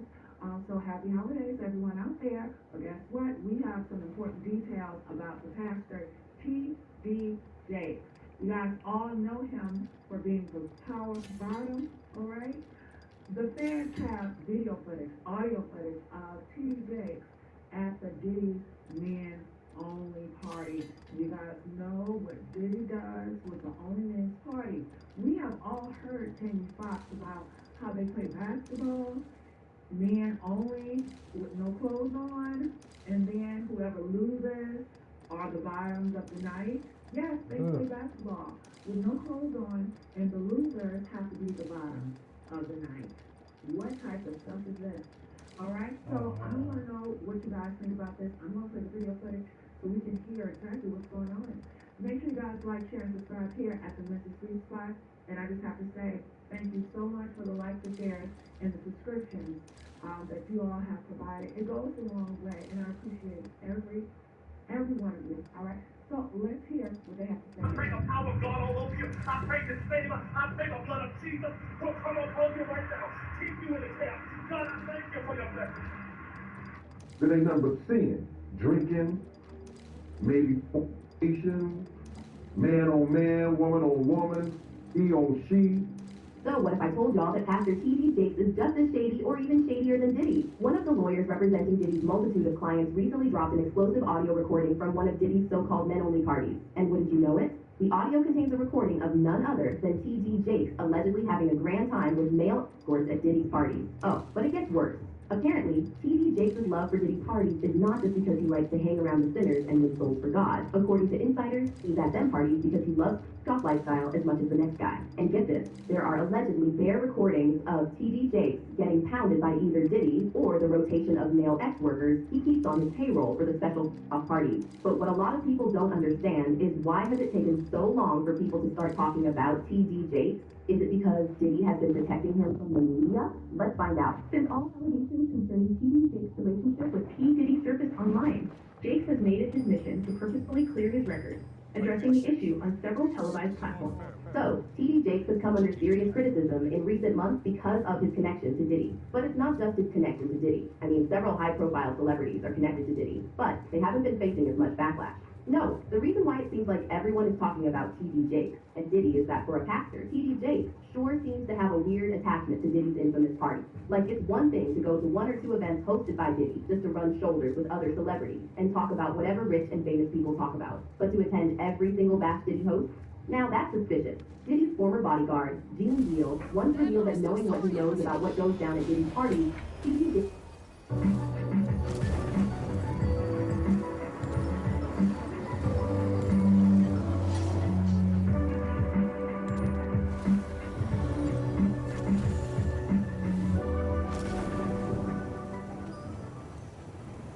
parties, T.D. Jakes shouldn't have any business there whatsoever. When I grew up in the church, the sinners was not supposed to have the same atmosphere with the saints. You had to be able to separate the two. So I'm looking at him as a saint going to a party that ain't nothing but sin. Drinking, maybe fornication, man on man, woman on woman, he on she. But maybe he had to lay some hands on somebody. Maybe he had to save some souls. I know he got a contract with Revolt, so I'm just like, it just proves that he would be found at any kind of Diddy party or any kind of place with Diddy unless it's in a business atmosphere. So now what he's doing is he's making, he's making the Christians look real bad right about now. But that's not all. In light of all the disturbing allegations now being made against Diddy, folks are now side-eyeing his Kingdom Culture collaboration with T.D. Jakes. In 2021, Bishop T.D. Jakes announced a new sermon series called Kingdom Culture to be aired exclusively on Revolt TV. In any other circumstance, it would be a great idea to merge faith, culture, and social issues like that. However, now that Diddy has had to step down from his position at Revolt, people are side-eyeing everything he brought to the table and wondering if there was an ulterior motive behind his collaboration with T.D. Jakes. A lot of people also think T.D. Jakes has made some very questionable collaborations with other famous shady celebrities. Take Tyler Perry, for example. I'm sure y'all remember when Tyler said he felt touched to donate $1 million to Tyler Perry's church and lay hands on him. Our God all over you. I pray His favor. I pray the blood of Jesus will come upon you right now. Keep you in His hand. God, thank you for your blessing. My faith is true. I hope only to be of assistance.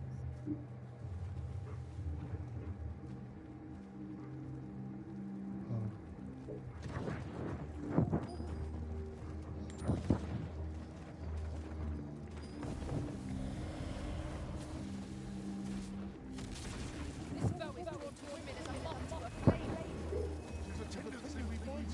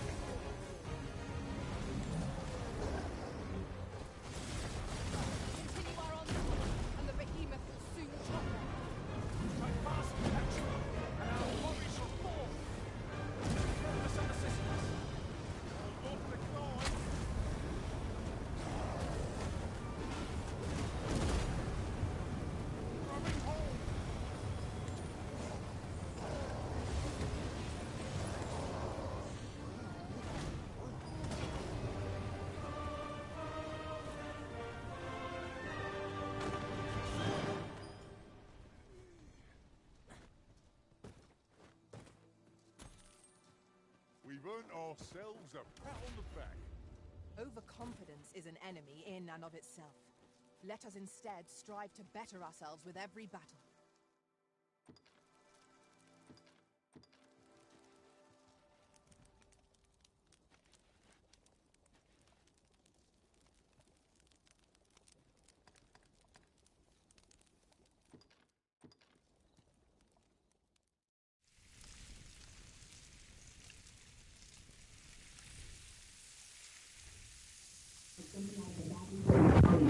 Like who gave Tyler the authority to lay hands on someone else. At the same time, rumors also started floating around that the donation Tyler made to T.D. Jakes' church was just a cover for something more sinister. According to some sources, Tyler's donation was actually meant to be used to pay off their victims, and they used the cover of the church so the authorities don't sniff them out. Industry insider Jaguar Wright once exposed T.D. Jakes and Tyler Perry for being involved in some seriously shady business and using the church as a cover. It kind of looks like Jaguar has been on a mission to expose T.D. Jakes and Diddy, because she has had a lot to say about him in previous interviews. According to her, T.D. Jakes attends Diddy parties, not because he's trying to convince celebrities to pay their tithes or attend service more. He attends for the same reason why anyone else attends, X and money. I mean, if Bishop Jakes was at a Diddy party, there could only be two reasons.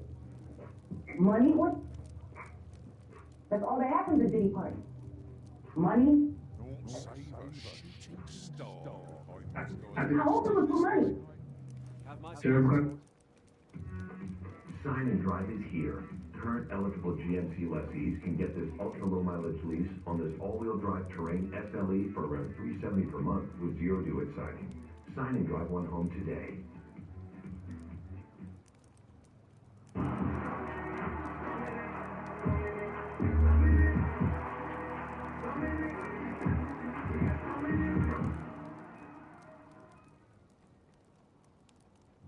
I hope it was for money. I hope it was for money, because arguing about who's going to put the strap on is... That can be a very uncomfortable situation. For him to be at a Diddy party? I don't know. Like, I feel the same way about that as I feel about when Tyler Perry came to his church and laid hands on him and he caught the Holy Spirit from Tyler Perry. Tyler Perry is the bishop of what? Like, I never, like... And I cut a check for it, and I will lay my hands on you, Bishop. And he said, and then his boy was scared of that. He's like, he's going on, right? And then there's a woman on the dais. The baby out. How's that baby? What's this? Are we a church? In case you missed it, there have been rumors floating around about how T.D. Jakes is a power bottom, and he regularly gets his cheeks clapped at Diddy's parties. Well, Jaguar confirmed this in another interview where she exposed him as an active user of gay dating apps like Grindr. Jaguar added that T.D. Jakes uses these apps to find young men to hook up with, and apparently, he would sometimes lure these young, unsuspecting men into offs or other situations they did not sign up for. Now, we also know that T.D. Jakes is allegedly also a power bottom. And he's a much older man. And they say he's very enthusiastic in his endeavors. What happens when he talks about food? You know what I'm saying? Only that it has come to me rather It's funny because they're mentioning workers, but they're not mentioning women. They're mentioning men as workers. Yeah. Like is that a thing where like there's a website or what? I don't know nobody ever talk about the fact that T.D. Jakes has an account allegedly on Grindr. Or Grindr is a app. It's been around for about 15 years now. It's pretty much where you can put a GPS in it.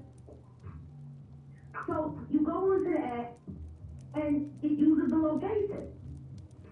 And it routes you to the account of the man closest to you, and then y'all see him, and you decide you want to do it at the 7-Eleven or do it at the game club in the bathroom. It's a hookup site for promiscuous gay men. T.D. Jakes found himself in the middle of another controversy when actor Christian Hughes told a story of how he got taken advantage of early on in his career. According to him, an older man in the industry offered him money just to watch him strip, but it didn't end there. The same man allegedly took advantage of Christian when he attended a party the man was hosting at his house. He claimed he had been feeling a little woozy from the drinks he was taking, so he decided to lie down in one of the rooms and relax for a bit. However, as he was relaxing on the bed, the man came up to him on the bed and tried to start something with him. Christian said he had to push the man off before he could escape from that awful situation. Oh. You get a grown man that knows that you're heroin, and you're sleeping off Hennessy in his guest room. Because he says it's safe. Because you know, I know I'm bad time. At the big party. Don't say what type, say where. Sleep. Go on, because I'm 4-5 Hennessy deep, and not sure Hennessy deep. And this dude trying to climb in the bed. So you spaz out, push him out, like what the f? He ready to leave, he apologized, blame it on the alcohol. Adventures are unpredictable. It's half the joy. And you try to forgive him, so you're like, all right, man, all right, come on. You shake his hand on the way out, and he tries to back it. He tries to shake and grab your foot.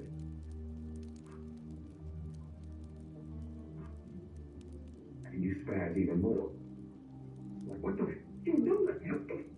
What the oh, my bad. So you go to leave, he tried to do it again.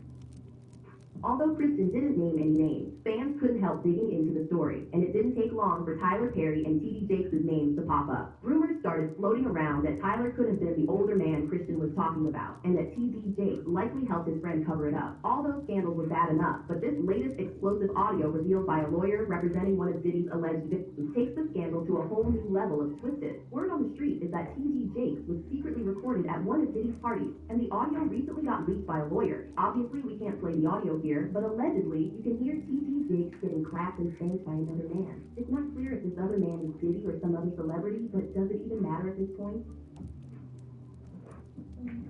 Transformed and covered by you, so that I could fit myself fully to what you have already predisposed this moment to be. And I want to think of your way. Jesus' name.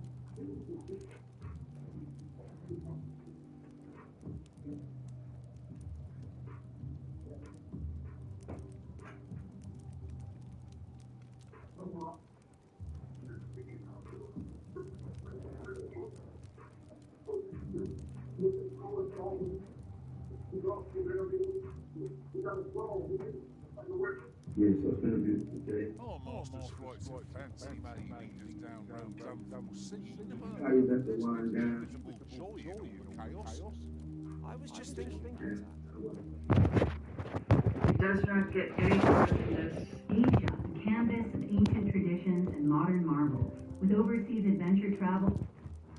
And don't get me wrong, what anybody decides to do behind closed doors is their business. But to wake up after a night of getting pummeled at a Diddy party, knowing all the shady, illegal stuff that goes on there, and then get on the altar and preach about holiness, now that's unhinged. What makes it even crazier is that T.D. Jakes doesn't even have his house in order. His kids are out here being as wild as they can be, knowing daddy will be there to clean up their mess because he's not clean himself. So back in 2009, T.D. Jakes' son, Jermaine, was arrested on charges of indecent exposure after flashing 2 police officers in public. According to reports, Jermaine encountered 2 undercover police officers near West Keith Boulevard and Southampton Road on the night of January 3rd, 2009. Next thing they knew, Jermaine walked up to one of the officers and started pleasing himself while making eye contact with the detective.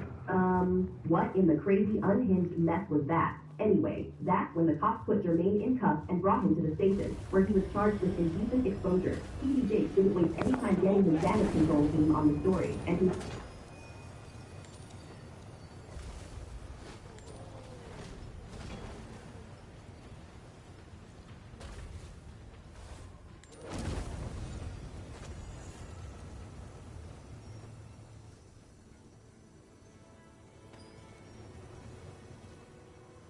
Well done, Master!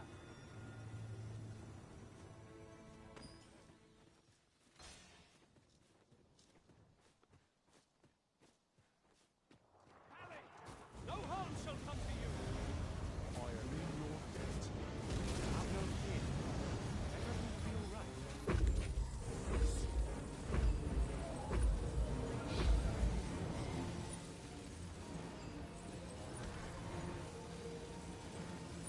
Well done.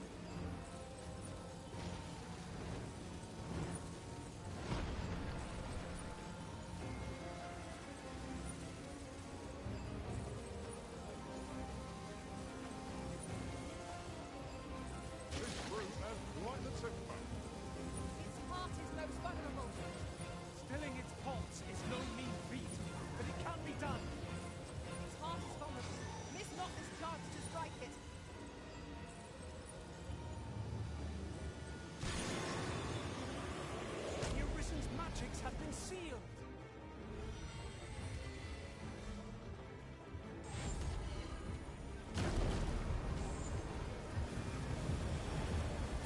Spare no weapon against this foe, lest we suffer bitter defeat.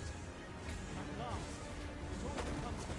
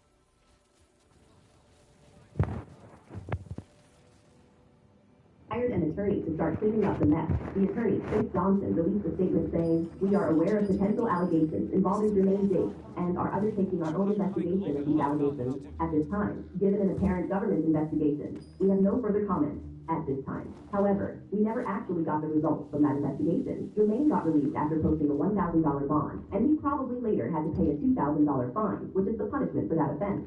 There have also been rumors that Diddy and T.D. Jakes used their influence to get everything swept under the rug, and that's why nobody really talked about it after that. However, the incident was very embarrassing for T.D. Jakes, and he even had to cancel some of his pre-scheduled speaking engagements because of it. If you didn't know anything about T.D. Jakes or his family, you would think the son in question was a teenager. I mean, only a teenager would do something so immature and corny, right? Well, wrong. At the time of the incident, Jermaine Jakes was a full adult, a 29-year-old man. I'm not even sure what's crazier. The fact that T.D. Jakes' adult son thought it was a good idea to do something like that in public, or the fact that T.D. Jakes released a whole statement excusing his behavior. He said, "It is in moments like these that I am so grateful that we do not preach that we are the solution, but we look to Christ for resolution. So then, as a very human family with real issues, like many other people, we will draw from the same well of grace to which we have led others to drink and be refreshed."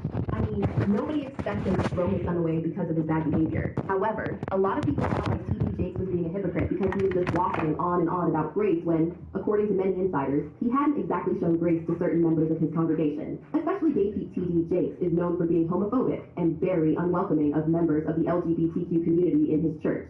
He faced serious backlash back in 2012 when he made what some people considered homophobic comments on The Oprah Show. He is embraced in your church.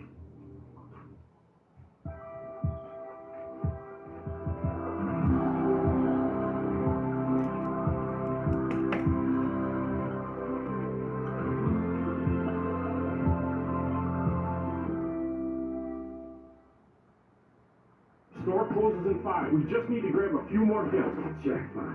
That's the one. Okay, let's go. JJ, why? Based in your church. Yes, absolutely. Because you know that you've been accused of saying that gay people would not be welcome. No, that's not true at all. It's not true. Well, the perception in our society today is that if you don't say you're for same-sex marriage or if you say that homosexuality is a sin, that you're homophobic, you're against it. That's not true. I'm not calling to give my opinion. I'm calling as a pastor to give a scriptural position on it. It doesn't mean that I have to agree with you to love you. I don't like anybody. I love everybody. Does it mean you perceive being gay as a sin? Do you think that being gay is a sin? I think that we, the people of the faith, is condemned in Scripture. And as long as it is condemned in Scriptures, it's what I get to say what the Bible says. You know, I'm not particularly political. I'm not particularly denominational. I'm not worried about anything. I'm not anti-gay. I'm not anti-anything. I want to be known by what I'm against. I want to be known by what I'm for. More people better than me. No matter who they are, where they are, who all they can be, all that they can do. You recently said this about African Americans. A lot of people felt like T.D. Jakes was trying to say he hated gay people while hiding behind the scripture and his role as a pastor, and people weren't having it. However, it got even worse when the rumors about T.D. Jakes being one of Diddy's partners started spreading on the internet. And now, the more people dig into T.D. Jakes' involvement in Diddy's scandals, the more it looks like T.D. Jakes definitely has some scary skeletons in his cupboard. But now I need to know if you guys think T.D. Jakes is really as involved in this mess as people are saying he is. Or is he being set up by the media? Drop your thoughts in the comment section below, and be sure to stick around for this next video. Orlando Brown just dropped some seriously sickening footage showing rituals that Hollywood higher-ups allegedly force young actors to participate in. So you got Panda is the secret code for a certain thing. And so when it comes down to that certain thing, you basically have a certain nerve in your rectum. And if you touch that nerve, you can turn a person into an animal. You can turn a person into whatever you want them to be if you can hold them there. So pretty much, when you see black eyes like Blueface and like that, he got beat up, but he didn't get beat up where you thought he got beat up. He got beat up somewhere else. Okay. And so the eyes come out, and they call them panda eyes. And they do this, so you see people with these cigars, and there's all these big celebrities, they all have the cigar in common. That's that big thing between their legs that they're sticking in. And it's one big society. Tim, I mean, yo, you gave me a huge glass of water. You gave me a huge glass of water. Cassidy's house that existed in Hollywood is the part of both myth and concrete reality. Any place there's a boss with underlings in any corporation or any industry, you exercise the sexual politics that goes on that could slide in between appropriate ethics and quorum to inappropriate behavior to the point of harassment and sexual predator. It is absolutely sick. First time it really hit me was as Seth turned to me and opened up the secrets bookshelf, and he's like, "This is where we keep the children." And I was like, I tried to just put it out of my mind, but then about a month later, he basically admitted it. Did I lie about Seth Green? No, Seth Green is a pedophile. Steven Spielberg is a pedophile. Oh, I'm not going to talk about Tom Hanks either, who is also a pedophile. Tom Hanks is a pedophile. There's this girl, Sarah Ruth Ashcraft, on Twitter, who has been accusing Tom Hanks of raping her when she was 13. Tom fucking Hanks, guys. Pedophile. In this industry, what you must understand is when you do sell your soul, you are allowed to live forever. And these people that are called youngins, all I did is these people still live. They will pray, haunt, kidnap, anything to stay on top. This is their world. They have nothing but time with it. There are gay people, but what we're talking about here is ritualistic sexual deviancy used to harness energy of you. This is what Kim found out. She found out exactly what.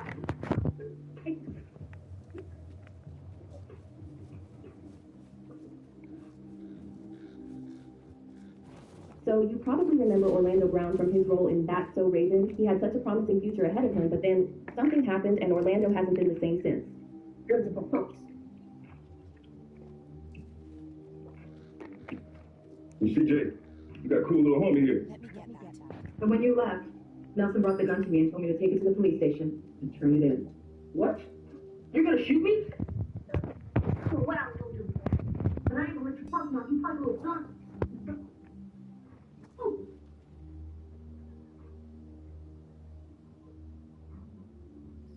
Here's the proposal. You see, Jay, you got a cool little homie here. And when you left, Nelson brought the gun to me and told me to take it to the police station and turn it in. What? You're gonna shoot me? So what else will do? But I ain't gonna let you talk about you fucking little son.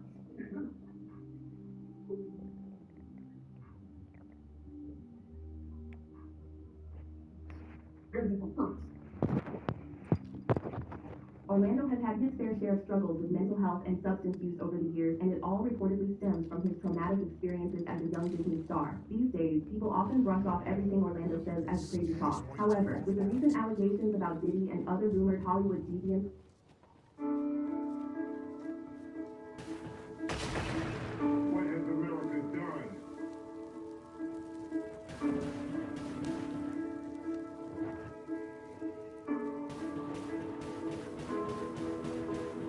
My country, Tennessee, sweet land of liberty, same land what they meant to me for over more than 4 centuries. The plantation what they sent for me, the plan for me was penitentiaries, psychological injuries, but still we rise to be kings and queens. But what has America done for me? Besides me?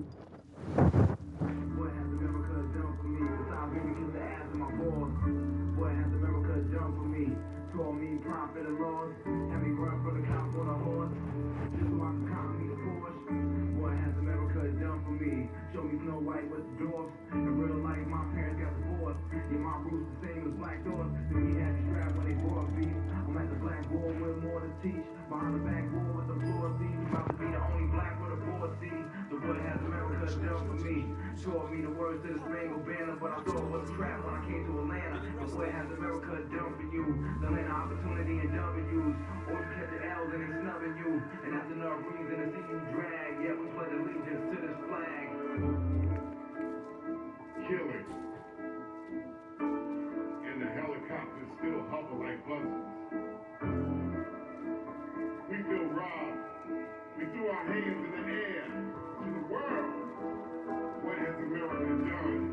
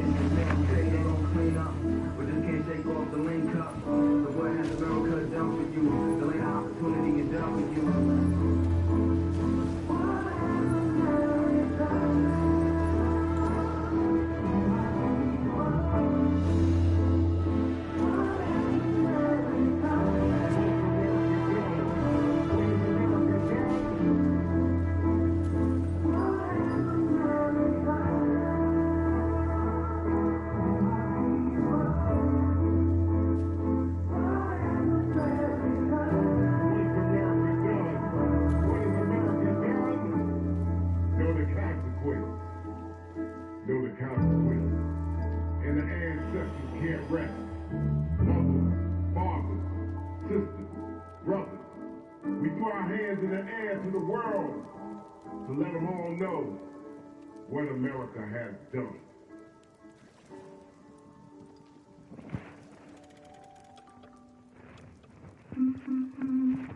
Get ready for a special delivery from our Ohana to yours.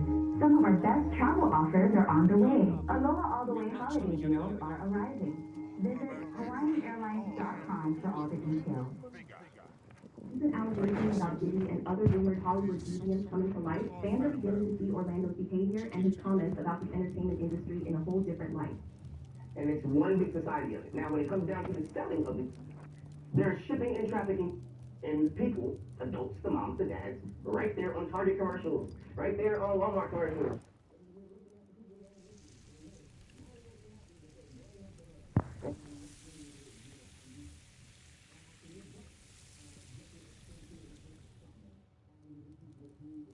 Visions of roast meat will dance in my head tonight. All I've stuffed myself. Agreed. We ought to give ourselves a chance. So you have a private beach full of celebrities and bodies getting screwed, and nobody cares because of... To give you some background, Orlando made his entry into acting at a very young age, debuting alongside Damon Wayans in Major Payne. By the early 2000s, he was one of the most familiar faces on Disney, juggling 3 Disney shows at once: The Proud Family, Fillmore, and the iconic That's So Raven. That's So Raven was an instant hit and made history as the first Disney series to reach the coveted 100-episode mark. However, when the cast started growing up, Disney decided to call it quits in November 2007, and that was a turning point for Orlando. It was like the moment he stepped away from the Disney spotlight, everything went downhill. Show me your hands! What's your name? What's your name? What is your name? State your name. State your name. State your name. I won't tell you until you tell me your name. Okay, fine. You won't tell me your name. Everyone knows you. You got a warrant for your arrest.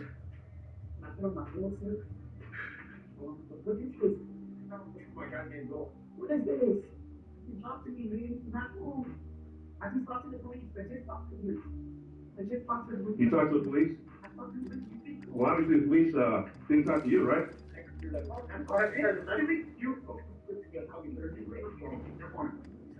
LA County, okay? You have possession, you have C-148, C-243, and you have HS-11377A, PC. Bro! So at the end of the day, you have some warrants. Are you listening to me? Yes, sir. So at the end of the day, you have these warrants you're picked up. This is why you go back to LA County. Okay, thank you. Okay. In my underwear, bro. What's your name? You told me now. We're gonna go ahead and here's the deal. You left. Listen to me. You left California. It's a felony when you flee. What are you doing here, then, brother? You got a warrant for your arrest. What, man? Right over there. Let me discharge this plan. Get in. Work him on the corner. Fuck me out. Look at this very speak. Yep. Bum ass nigga. Trying to get this nigga some blood. He wants. Now I know why he ain't got no fingers. Just wait from here, nigga. Better get away from my house when you get knocked the fuck out.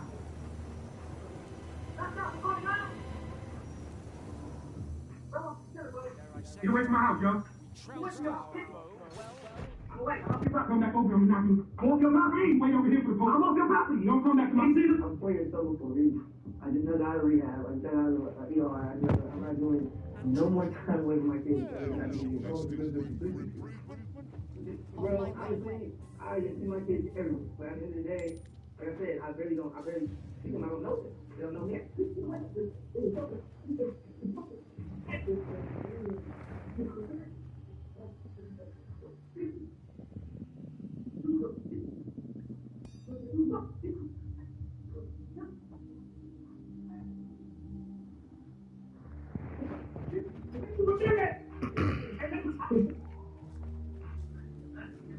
Nah, that should have been 3 right there.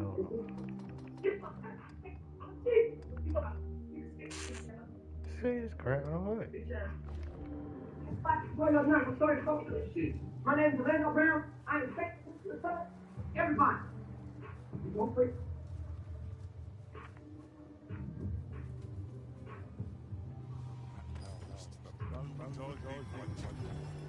Allow me to gather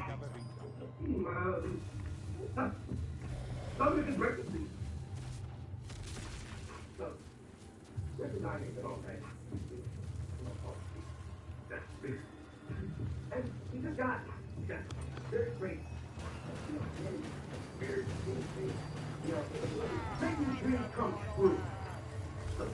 So what I want you to do, I want you, if you die, not only yes, not too late, and you know, like, there's so many. Amazon Black Friday week is here. With new deals added every day. Shop great deals all week on Amazon. Food is my passion, and I fulfill it at Capital One. I'm a business analyst on the Capital One dining team, using data insights to power culinary experiences for cardholders. At Capital One, you'll find what feeds you. More like, there's no competing. Go, Prince Master! Now, those that there's another one. Put on the food. Y'all got the food. Put on the food. I go with the old English. Chicken king and shit. Y'all ain't got no Y'all ain't got no So what happened to Orlando? How did he go from a promising, talented young actor full of life to this? Well, here's where things take a darker turn. Over the past few years, Orlando has appeared in a series of viral interviews and made some shocking allegations about rumored Hollywood rituals and the presence of high-profile deviants in the entertainment industry.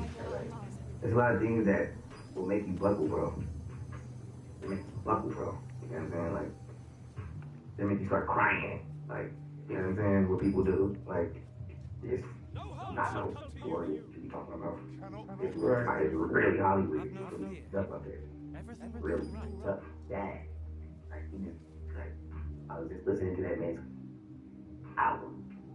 Starring on the floor and just sitting right here. Like, you, unless you're not intoxicated, unless you're just, you know, you have to be really in tune with life and just notice bone structure, skin, eye color, everything. You have to be in tune and you'll be able to see it. It'll manifest itself right in front of you. You know what I'm saying? But just for me to be sitting here and being like, nah, I couldn't, man. People done lost their families, bro. People done lost their kids and shit. People, a lot of stuff. Oh, you ever heard of Panda? Like I was telling you, Panda. So you got Panda is a secret code for a certain thing. And so when it comes down to that certain thing, it's so what it is you basically have a certain nerve in your rectum. And if you touch that nerve, you can turn a person into an animal, you can turn a person into whatever you want them to be if you just hold them down.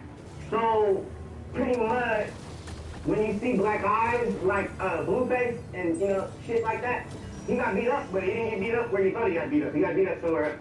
Okay. And so, the eyes come out, and they call them panda eyes. And they do this so you see people with these cigars, and they're, you know, all these big celebrities, they all have the cigar in common. That's that big ass thing between their legs that they're sticking in. And it's one big society of it. Now, when it comes down to the selling of it, they're shipping and trafficking and people, adults, the moms, the dads, right there on Target commercials, right there on Walmart commercials. And you're looking at the people that are missing, and they're smiling like they're happy, but they're going back to hell. And that's really what it is. You know, these are actually adults.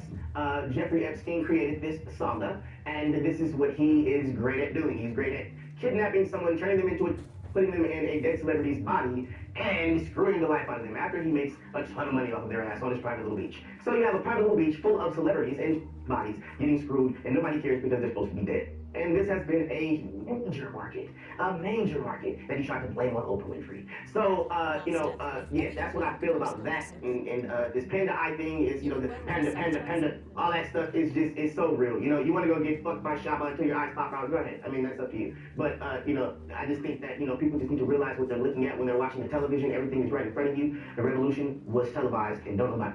We can do whatever we wanted to do. We just had to be respectful, and that's what everything, you know, with media training, which you don't know, they're running on you, you know, with cars that you love up to. Because they're getting in the car, you know. People say get in the car, you're going to shoot the legs. You know, like, you know, like, you gotta be careful and be respectful. You can do whatever you want. So you sign this to the mouse, man. And then once you sign to the mouse, it's a forever thing, you know. Well, no, because I've been bad.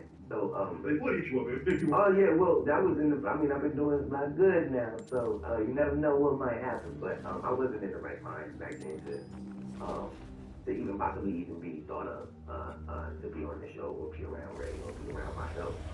Well, a lot of child stars grow up to be kind of that stuff they have on top. And how are the numbers looking? We're landing at a strong 70 SPF. Thanks to JetBlue's low fares, Kayla's in vacation mode already.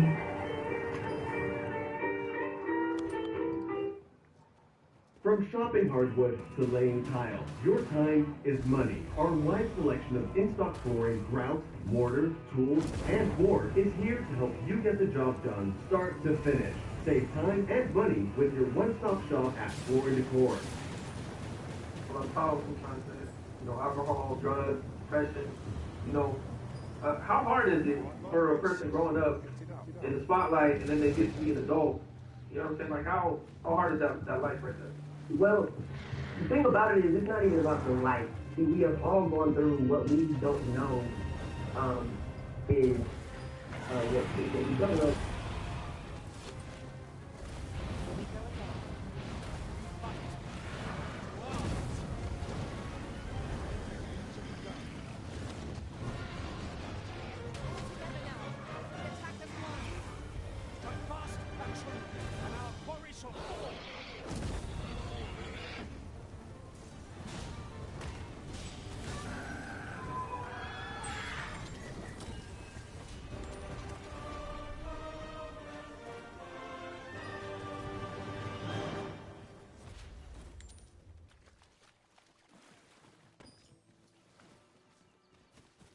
On my way!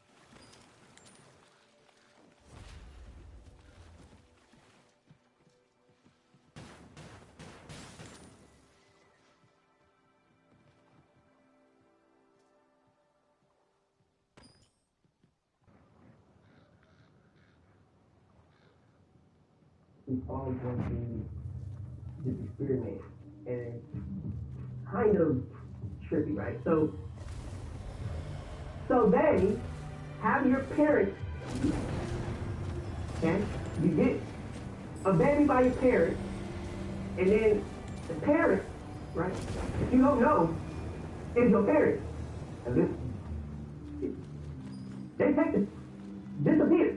When they disappear, you're supposed to go ape crazy. Called MK Ultra. This is what we've all been going through, and we're all just waking up from. So, can't blame the parents because it's a science experience. They're just trying to do what they have to do to get out of poverty to make sure your little ass is straight. But at the same time, now they don't look like themselves anymore. Now they're free to do whatever they want, and they have to see this out, right?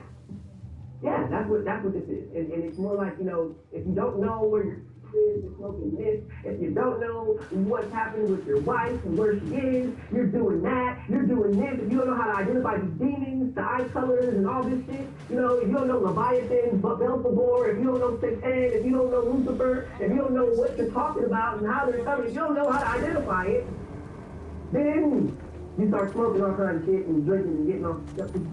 Now, before you dismiss Orlando, keep in mind that he's not the first one to talk about all this. As you might remember, Corey Feldman tried to warn us about the same thing. I'm saying that there are people that were the people that did this to both me and Corey that are still working, they're still out there, and they're some of the richest, most powerful people in this business.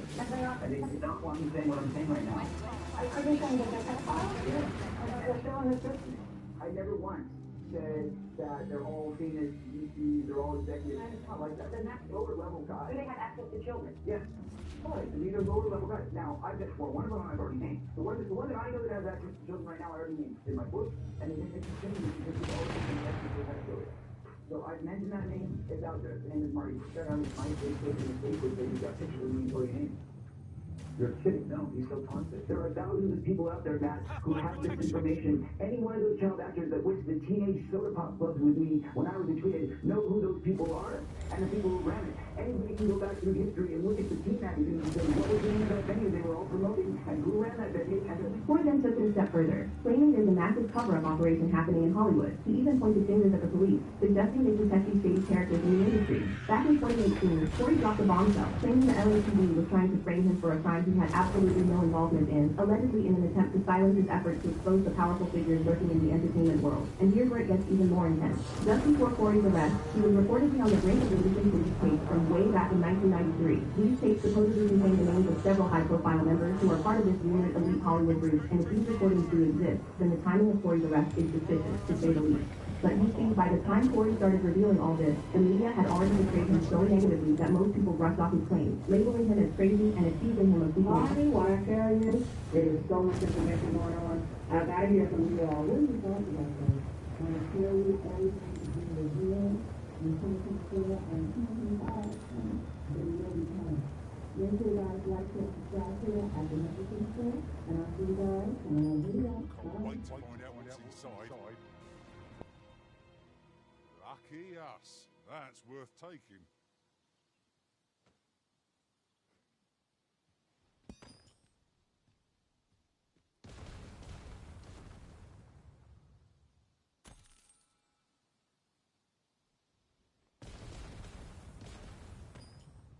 Hey, what's up, guys? How y'all doing today? Well, baby, if you need a shot, if you need someone to be calm, you are probably ruined your day. You decided to lock horns and get involved in what many are calling a smear campaign against Tony Buzzy. So, baby, the Busby special is back in effect. 3 new lawsuits have dropped. I'm going to give you the rundown of the lawsuits, and we'll go live later to get into the nitty-gritty, because you know the details are always something out of Silence of the Lambs when it comes to anything with video. Let's talk about this. There was an 18-year-old. There was a man. He was auditioning for a RoboCop video.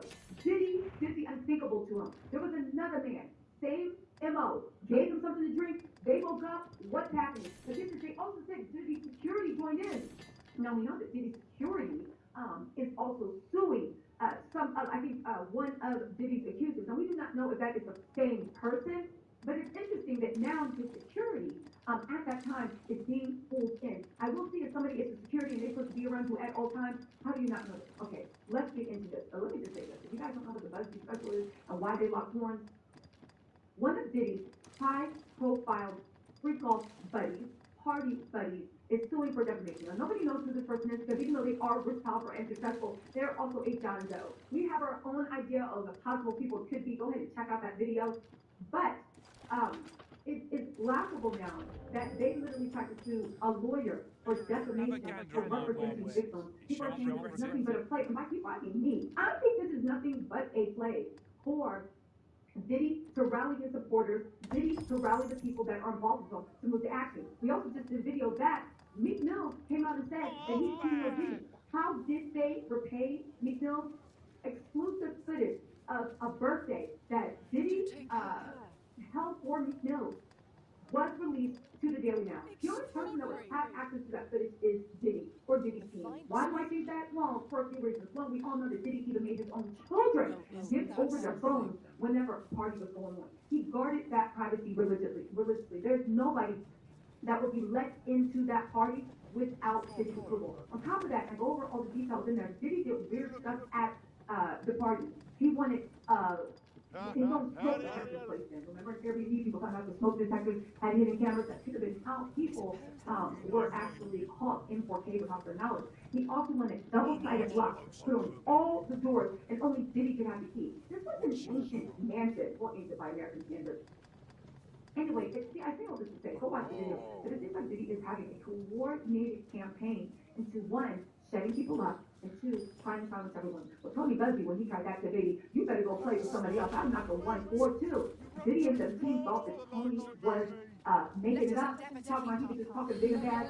Tony dropped 3 new lawsuits. He also threatened, not even threatened, promised to start revealing the names of these people that don't want to negotiate and get paid. Listen to the first one. This is directly from All Hip Hop by Nolan Strong. It says Sean Diddy Combs is facing explosive new allegations of running and SAing a stuntman who once worked on RoboCop.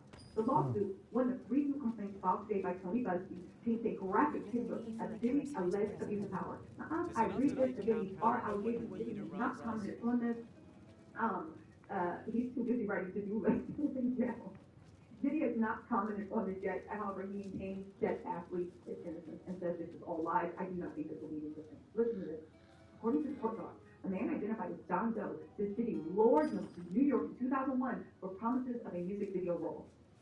Instead, things took a dark and disturbing turn. The stuntman claims he met Diddy at a luxury hotel near Central Park for what he thought was an audition. This better not be the same hotel that Diddy was arrested in. This seems to be an ML. Diddy uses his auditions as a way to lure people in. Shortly after being offered a drink, first alcohol, which he said no to, then a Diet Coke, things allegedly went south. The John Doe says he started feeling dizzy and nauseous, realizing too late that his drink was likely spiked. Now they said, what happened next, if it can be believed, is horrifying. John Doe alleges he woke up semi-conscious to find himself being The wireless helmet is a play for expression. Snapdragon technology helps me tap into that inspiration. John Doe alleges he woke up semi-conscious to find himself being taken by Diddy. He describes seeing Diddy's signature tattoo and iconic gold cross necklace as the assault took place. It didn't end there. He claims Diddy's bodyguard and another man in the room joined in, all while laughing and flashing cameras. Even more heartbreaking, John Doe says he fled the hotel in shock, leaving behind a prized possession, his RoboCount stuntman jacket, which he never recovered. On his way out, someone reported and he taunted him with, "Hope you have fun." According to the lawsuit, he went home and he went to use the bathroom to do number two. And guess what? A condom fell out.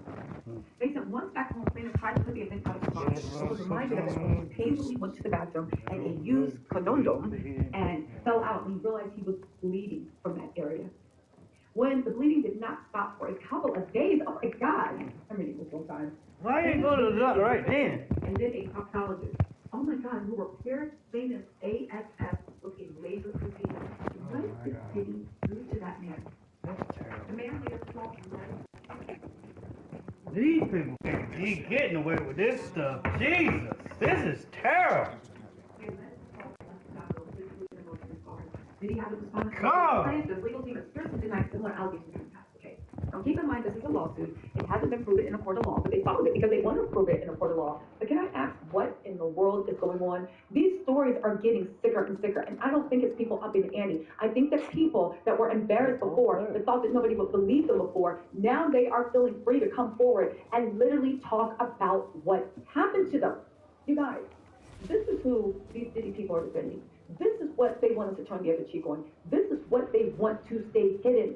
But the truth cannot be hidden anymore. And again, for all those people being like, something doesn't seem right. Tell all those people, you will be the same mofos in a courtroom with Charles Manson or Jeffrey Dahmer saying, something don't seem right. Why do you even pick something seem right? All those people were in the freezer. I'm saying this. I believe the victims. It's too many people for everybody to be lying. It's too many people, and lies are very easy to uncover. The fact that there is actually proctologists, they had to have a laser procedure to fix his man area, and he had rectal and a broken tooth. There's no difference. How is Diddy going to deny this? I'll say one thing. I know Diddy regrets ever, or at least Diddy's camp. Or what's the respond that also gives Diddy, Tony Murphy? Because to be honest with you, I have my ideas who it is, and nobody knows the story of these guys. So people playing have to do Nancy Drew, just speculation, if you will. But I will say one thing.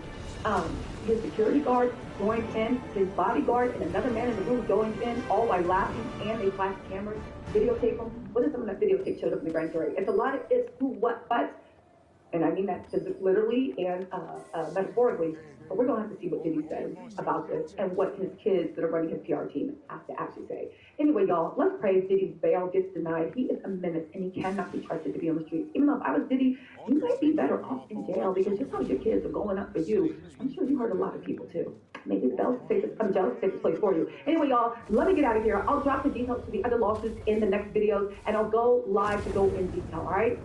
Talk to you later. Bye. Happy upload day. Get to work.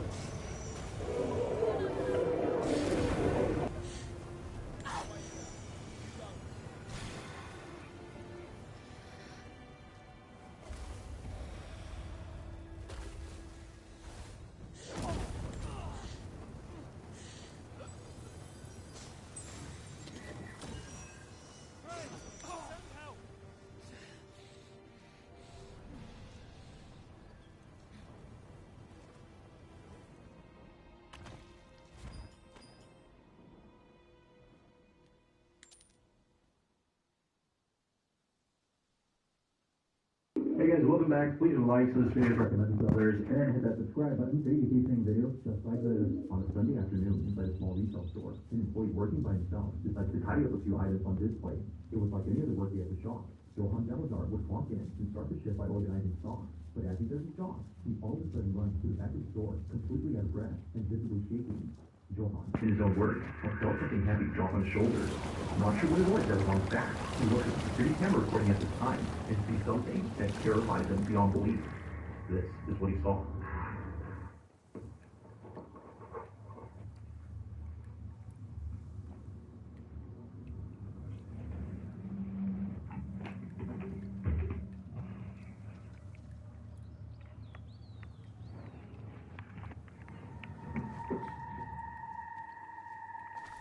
It appears that Johann's shirt and hoodie is pulled by something.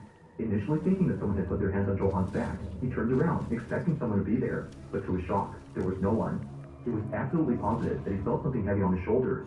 Yet, it seems that whatever weight he had felt was non-existent. Or, so it seems, because his viewers believe this invisible weight was most likely a spirit who was getting physical with Johann.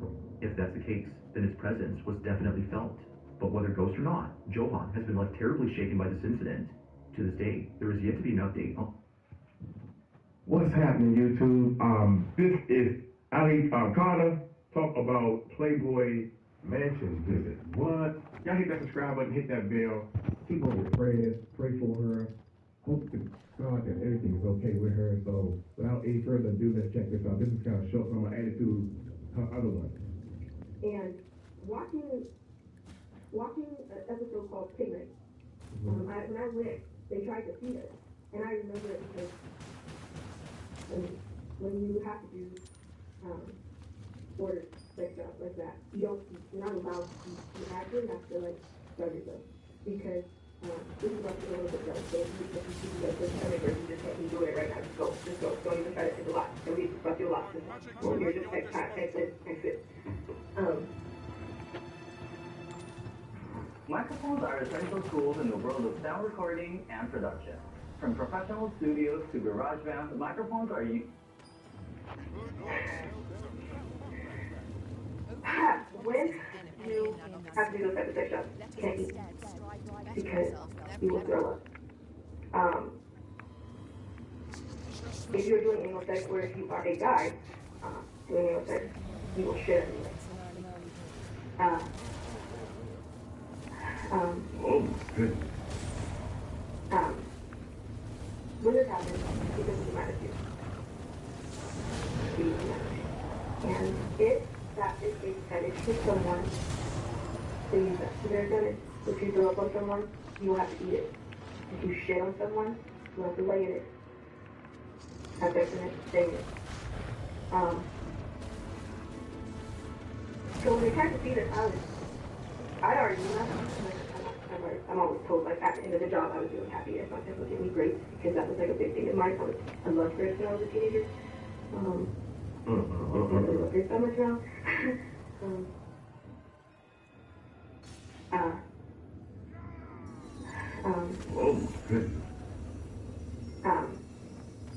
When this happens, because of the attitude.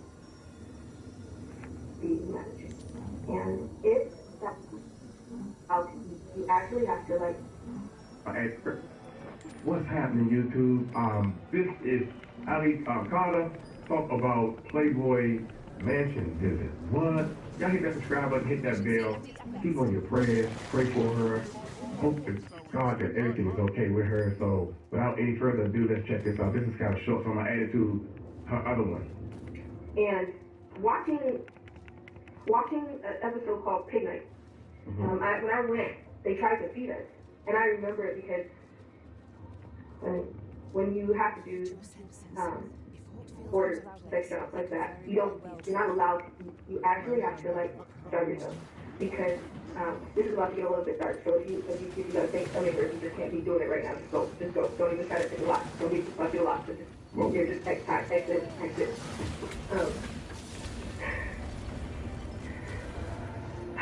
When you have to do those type of sex stuff, can't eat because you will throw up. If you're doing anal sex, or if you are a guy doing anal sex, you will shit everywhere. Oh my goodness. When this happens, it comes to be mad at you. Be mad at you. And if that is a fetish for someone, they use that to their advantage. So if you throw up on someone, you will have to eat it. If you shit on someone, you will have to lay in it. Have sex in it, stay in it. So when they tried to feed us, I'd already knew not to eat because I'm always told, like, at the end of the job, I was really happy if my pet would give me grapes because that was like a big thing in my life. I loved grapes when I was a teenager. I really love grapes so much now. It's all right, but extra issues. But anyway, yeah. Yeah, so I knew, okay, I don't know what this is for. I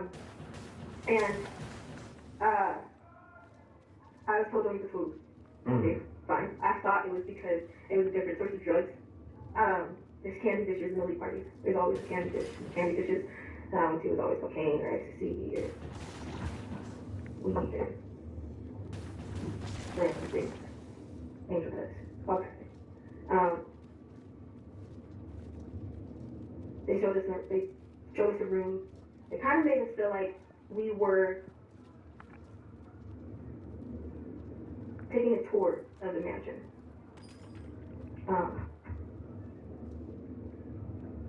Then they showed us the animals.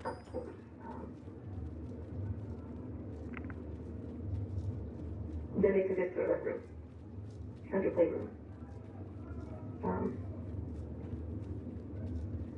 You know, Playboy has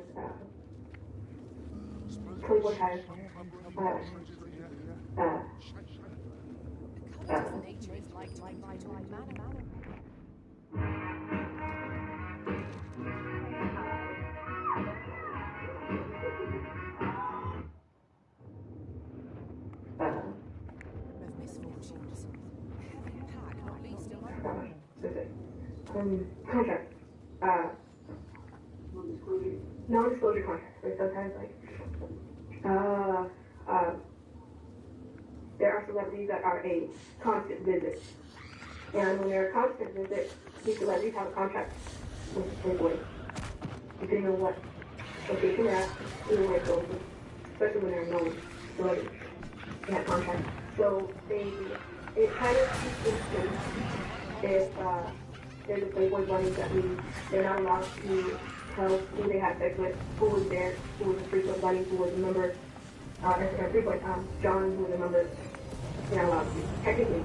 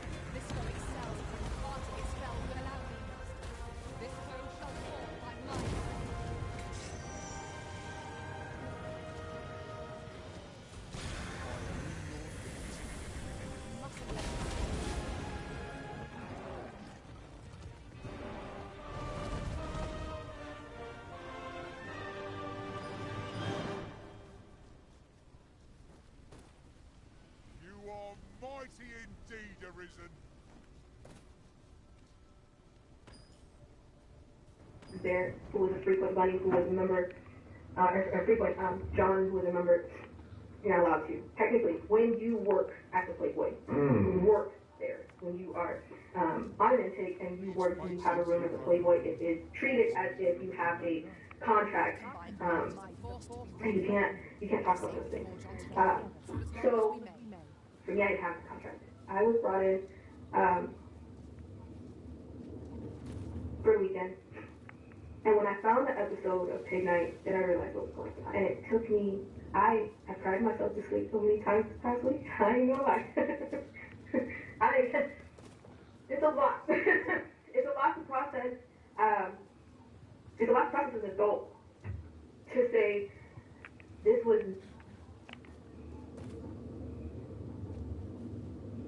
I still don't even know what word to put to that. I'm still trying to. It's a lot to process as an adult. It's a lot to process as a. We were called pigs. You can feed a pig anything. Pigs will eat shit. My pig. I had a pig. I love my pig. She's really smart. The pigs are smart. And it was stupid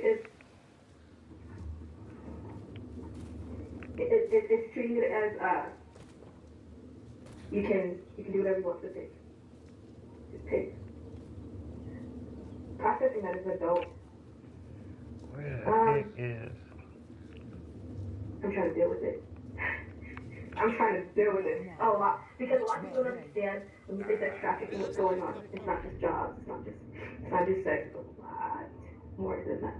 And in the show, we keep walking right up to the doors in K Ultra. They keep tiptoeing around it, but they're not saying it. There's a lot happening, and a lot of people watched. There's a lot of security that was at that mansion that watched.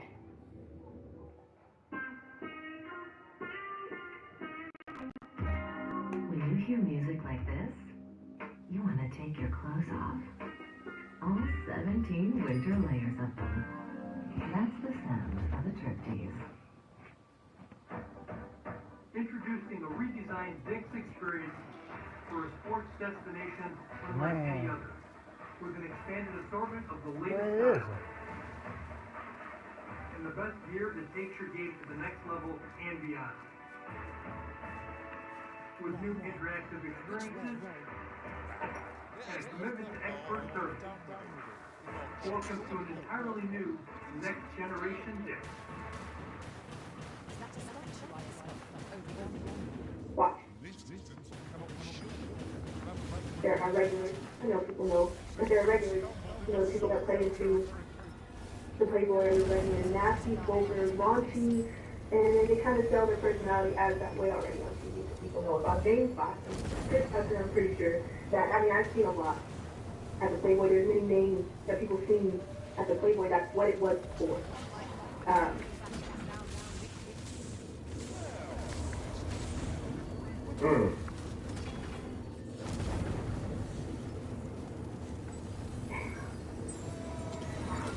In the last year, I've never understood so much of the world straight in my life. This whole bullshit with Will Smith and Chris Rock. They're actors, yo. They're actors.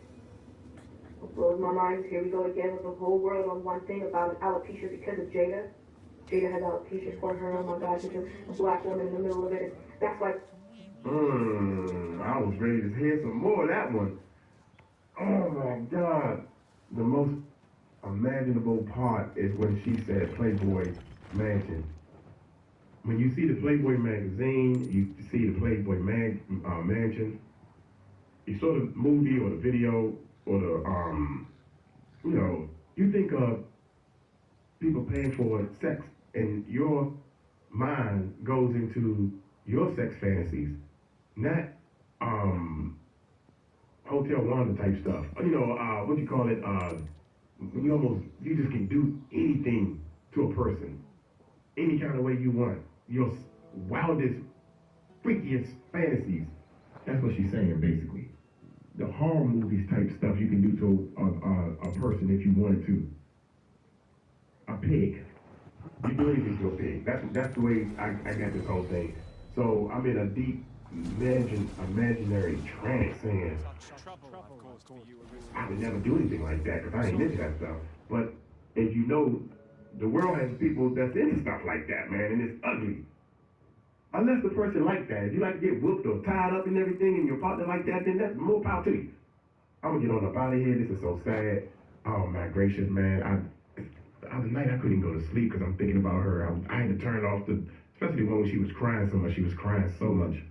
Oh man, I'm gonna get on up out of here. Hey, y'all take care of yourself. Peace out.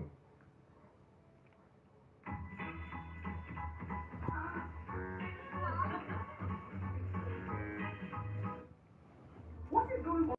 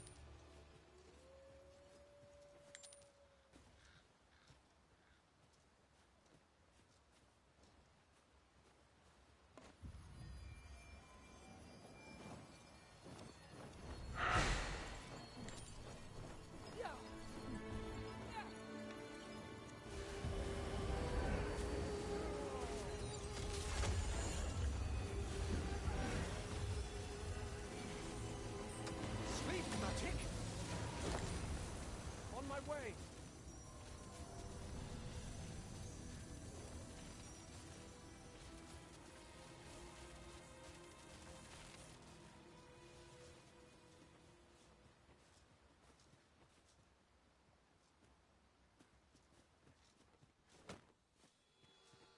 I'll gather these now. It would be a shame to forget their location when we need them most.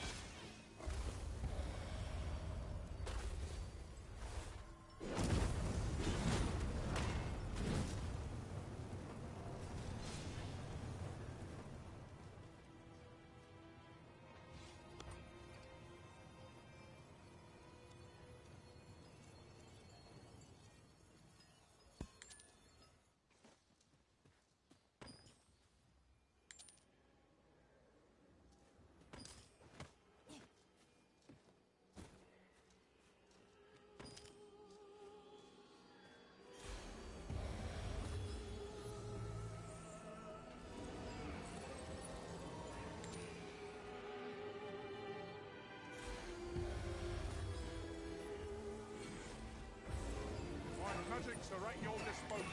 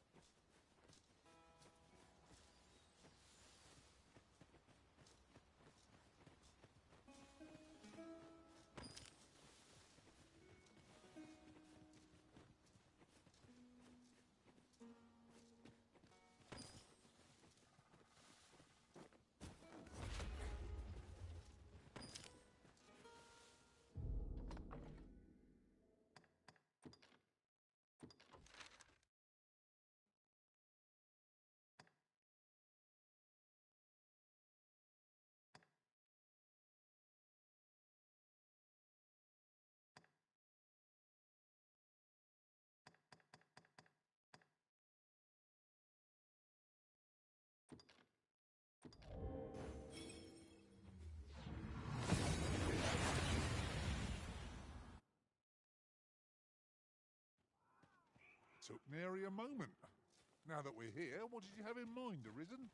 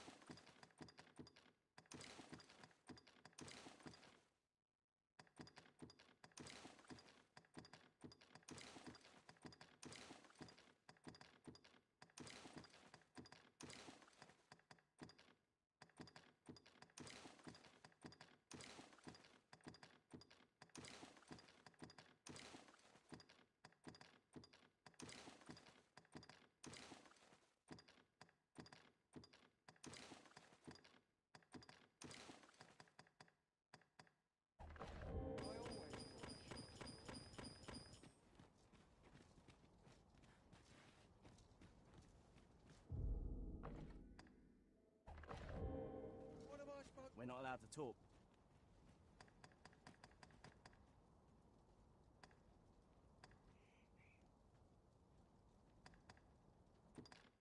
You've my gratitude.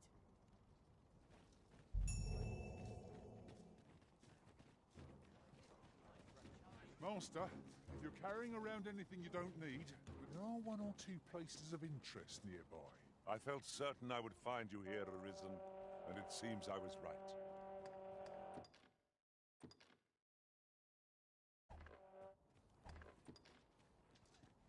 Leave the finding of equipment-enhancing materials to me, Master.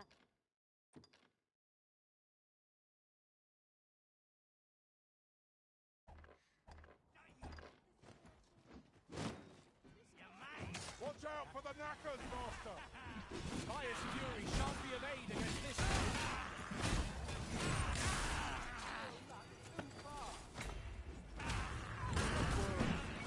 I merely did as you demands.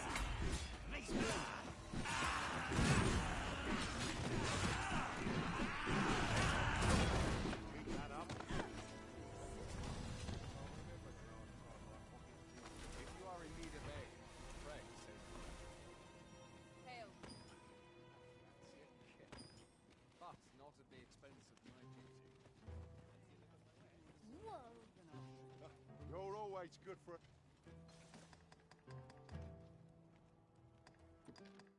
Amazing! My head hurts just thinking about it. It is good to see the... Extraordinary!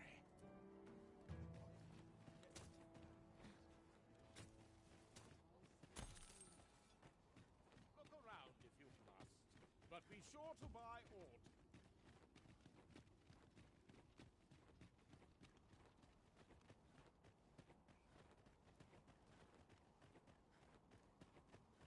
No one around here to pester me, at least.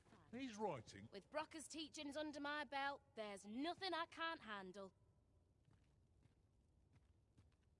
So ask away. My hammer is at your disposal, sir.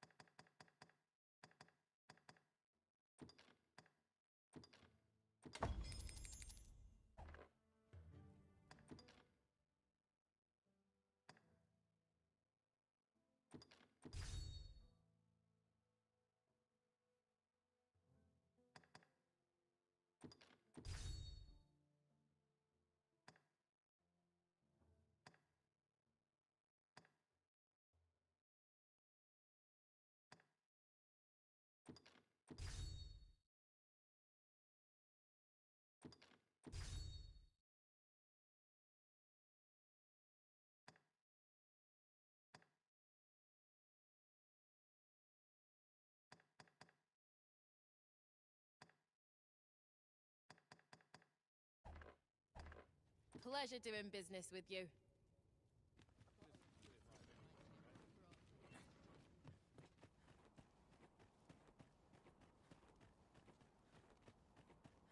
Must you run so fast?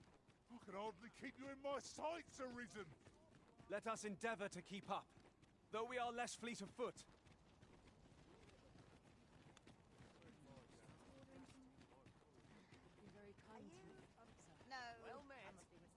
No easy answers here. Arisen, I knew you loved this world too much to leave it behind.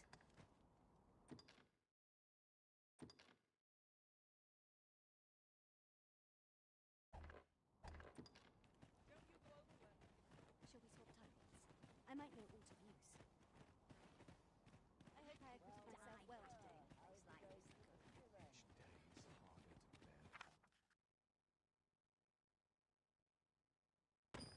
We forget. Where's a place?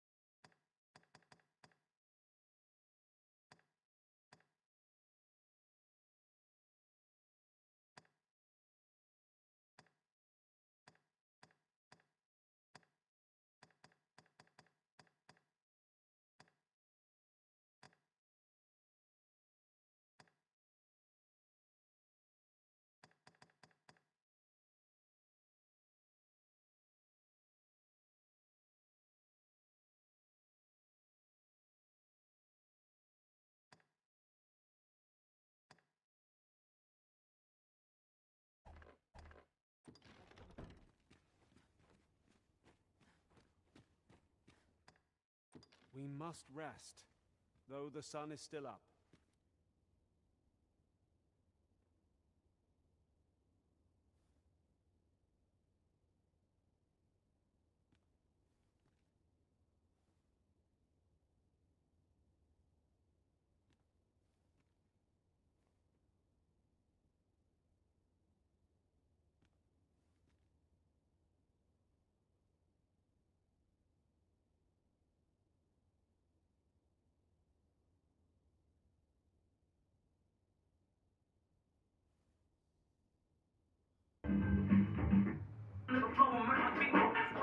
I bet. Yeah, okay. It's the best album in the world. Oh. Is it? I mean, hey, that's what you did for me. Yeah, let's be mad at that. Well, bye. I'll see you in a second, okay? Come.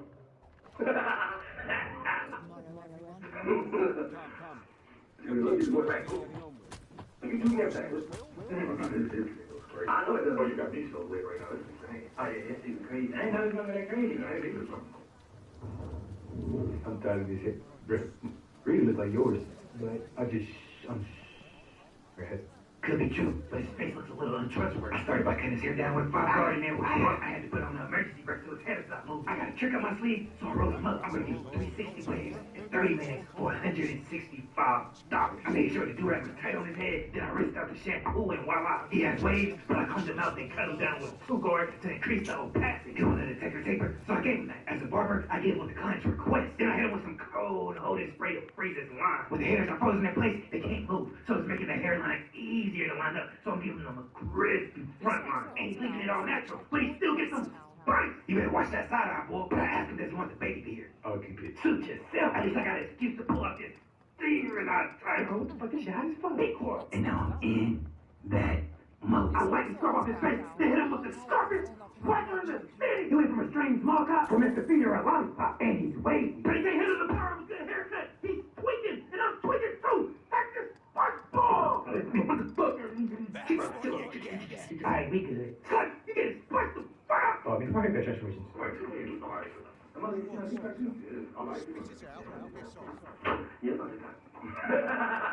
Black. Can you hand me that towel at the microwave? Yeah. You need that. You need, I wouldn't have asked you, but... I felt certain I would find you here, and it seems I was right. How are you today, though? You know, just, shut around. Now that we figured out that I'm not stupid. Let's see who wants to play today. Let's see who wants to fucking play with me. It's not going to be Chris Tucker, even though you're cutting my hair. What's going on, brother? Oh, he came back and said, "Well, rest." Fancy a bit of What? That's my speciality. Ooh. Ooh. This shit. Ooh. God damn it, that's hot. Fuck.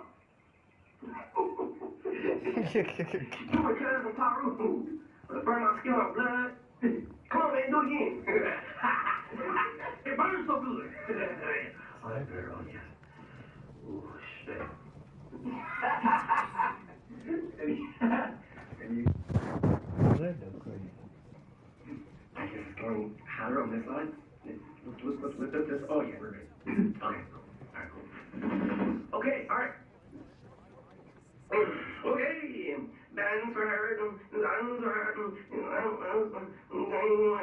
You can do me all day, man. You know what's up. Dance for her. Okay. Yeah. You put on, he was like that. Put on, beside up like yeah, okay. Put on that song. He was like, okay, I'm not gonna just be here. What do you mean be here, nigga? I ain't gonna drink and sit down. God damn it. What you talking about?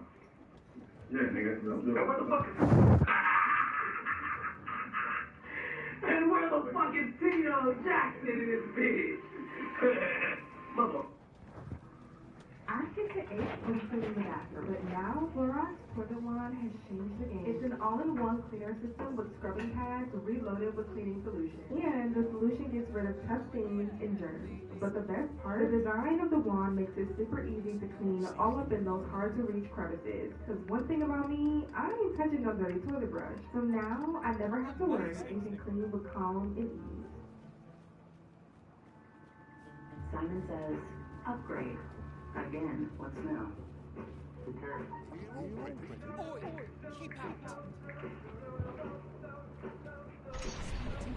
Simon says, limit your choices. In this video, we're going to go ahead and look at some disturbing videos, strange and odd news stories, and as always, we're going to go ahead and get right into today's video. In this first disturbing video, what is currently going on in the skies? Now, people in multiple locations like Florida, North Carolina, and so forth have been reporting red skies.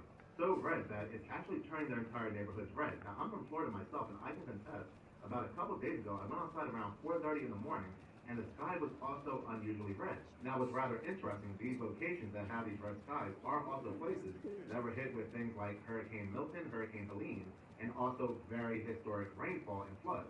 So we can never take FARC off the table, weather manipulation, weather modification, but Spain takes the cake when it comes to very unusual skies. And this was captured yesterday by multiple people. And you have to remember, Spain was one of those locations that was hit very hard with floods and historic rainfall. Have a gander at my Ese es el cielo, administración en Mariposa. Nunca he visto yo un cielo igual. Nunca. Me da miedito, vamos, parece de película. Fin del mundo. Just what I was waiting for.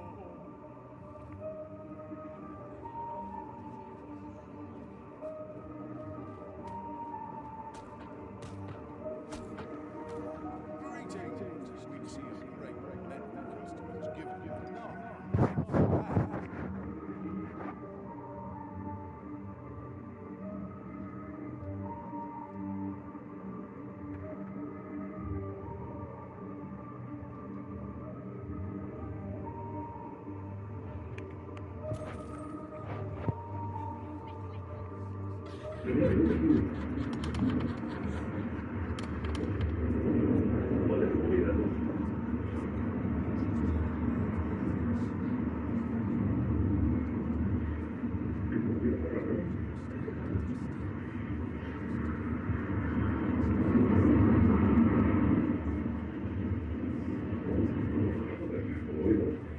It is definitely horrifying to see the skies like this over in Spain, because like I said, Spain was one of those locations that had faced very horrific rainfall, historic rainfall, and horrifying floods. And so this could be the end result of them manipulating the weather, manipulating the skies, or perhaps they are manipulating the weather again. While people are witnessing these very bizarre skies over in Spain, the very same day over in Washington, while they are facing a bomb cyclone, and this is what it looks like. Oh my God! Holy shit!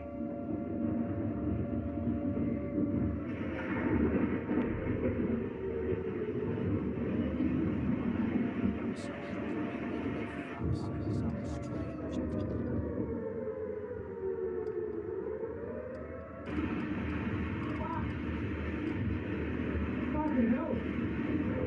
Jesus, fuck! Many thanks.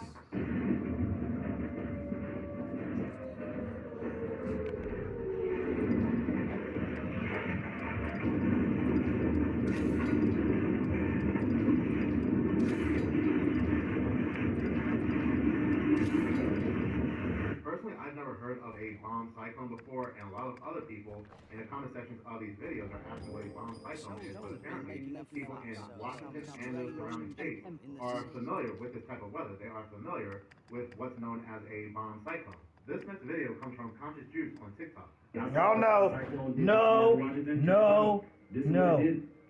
Trees, debris everywhere. I don't care what it is, but I'm not watching Not this. 60,000 pounds, but over 160,000 pounds of ground beef was recalled due to a nasty strain of E. coli, with multiple people actually losing their lives.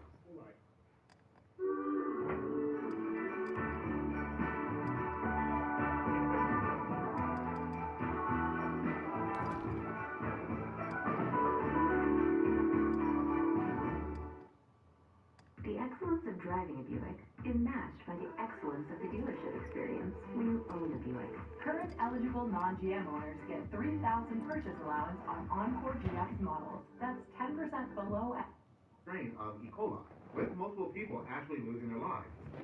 More than 160,000 pounds of fresh and frozen ground beef products. Proper rest is an important duty in its own right.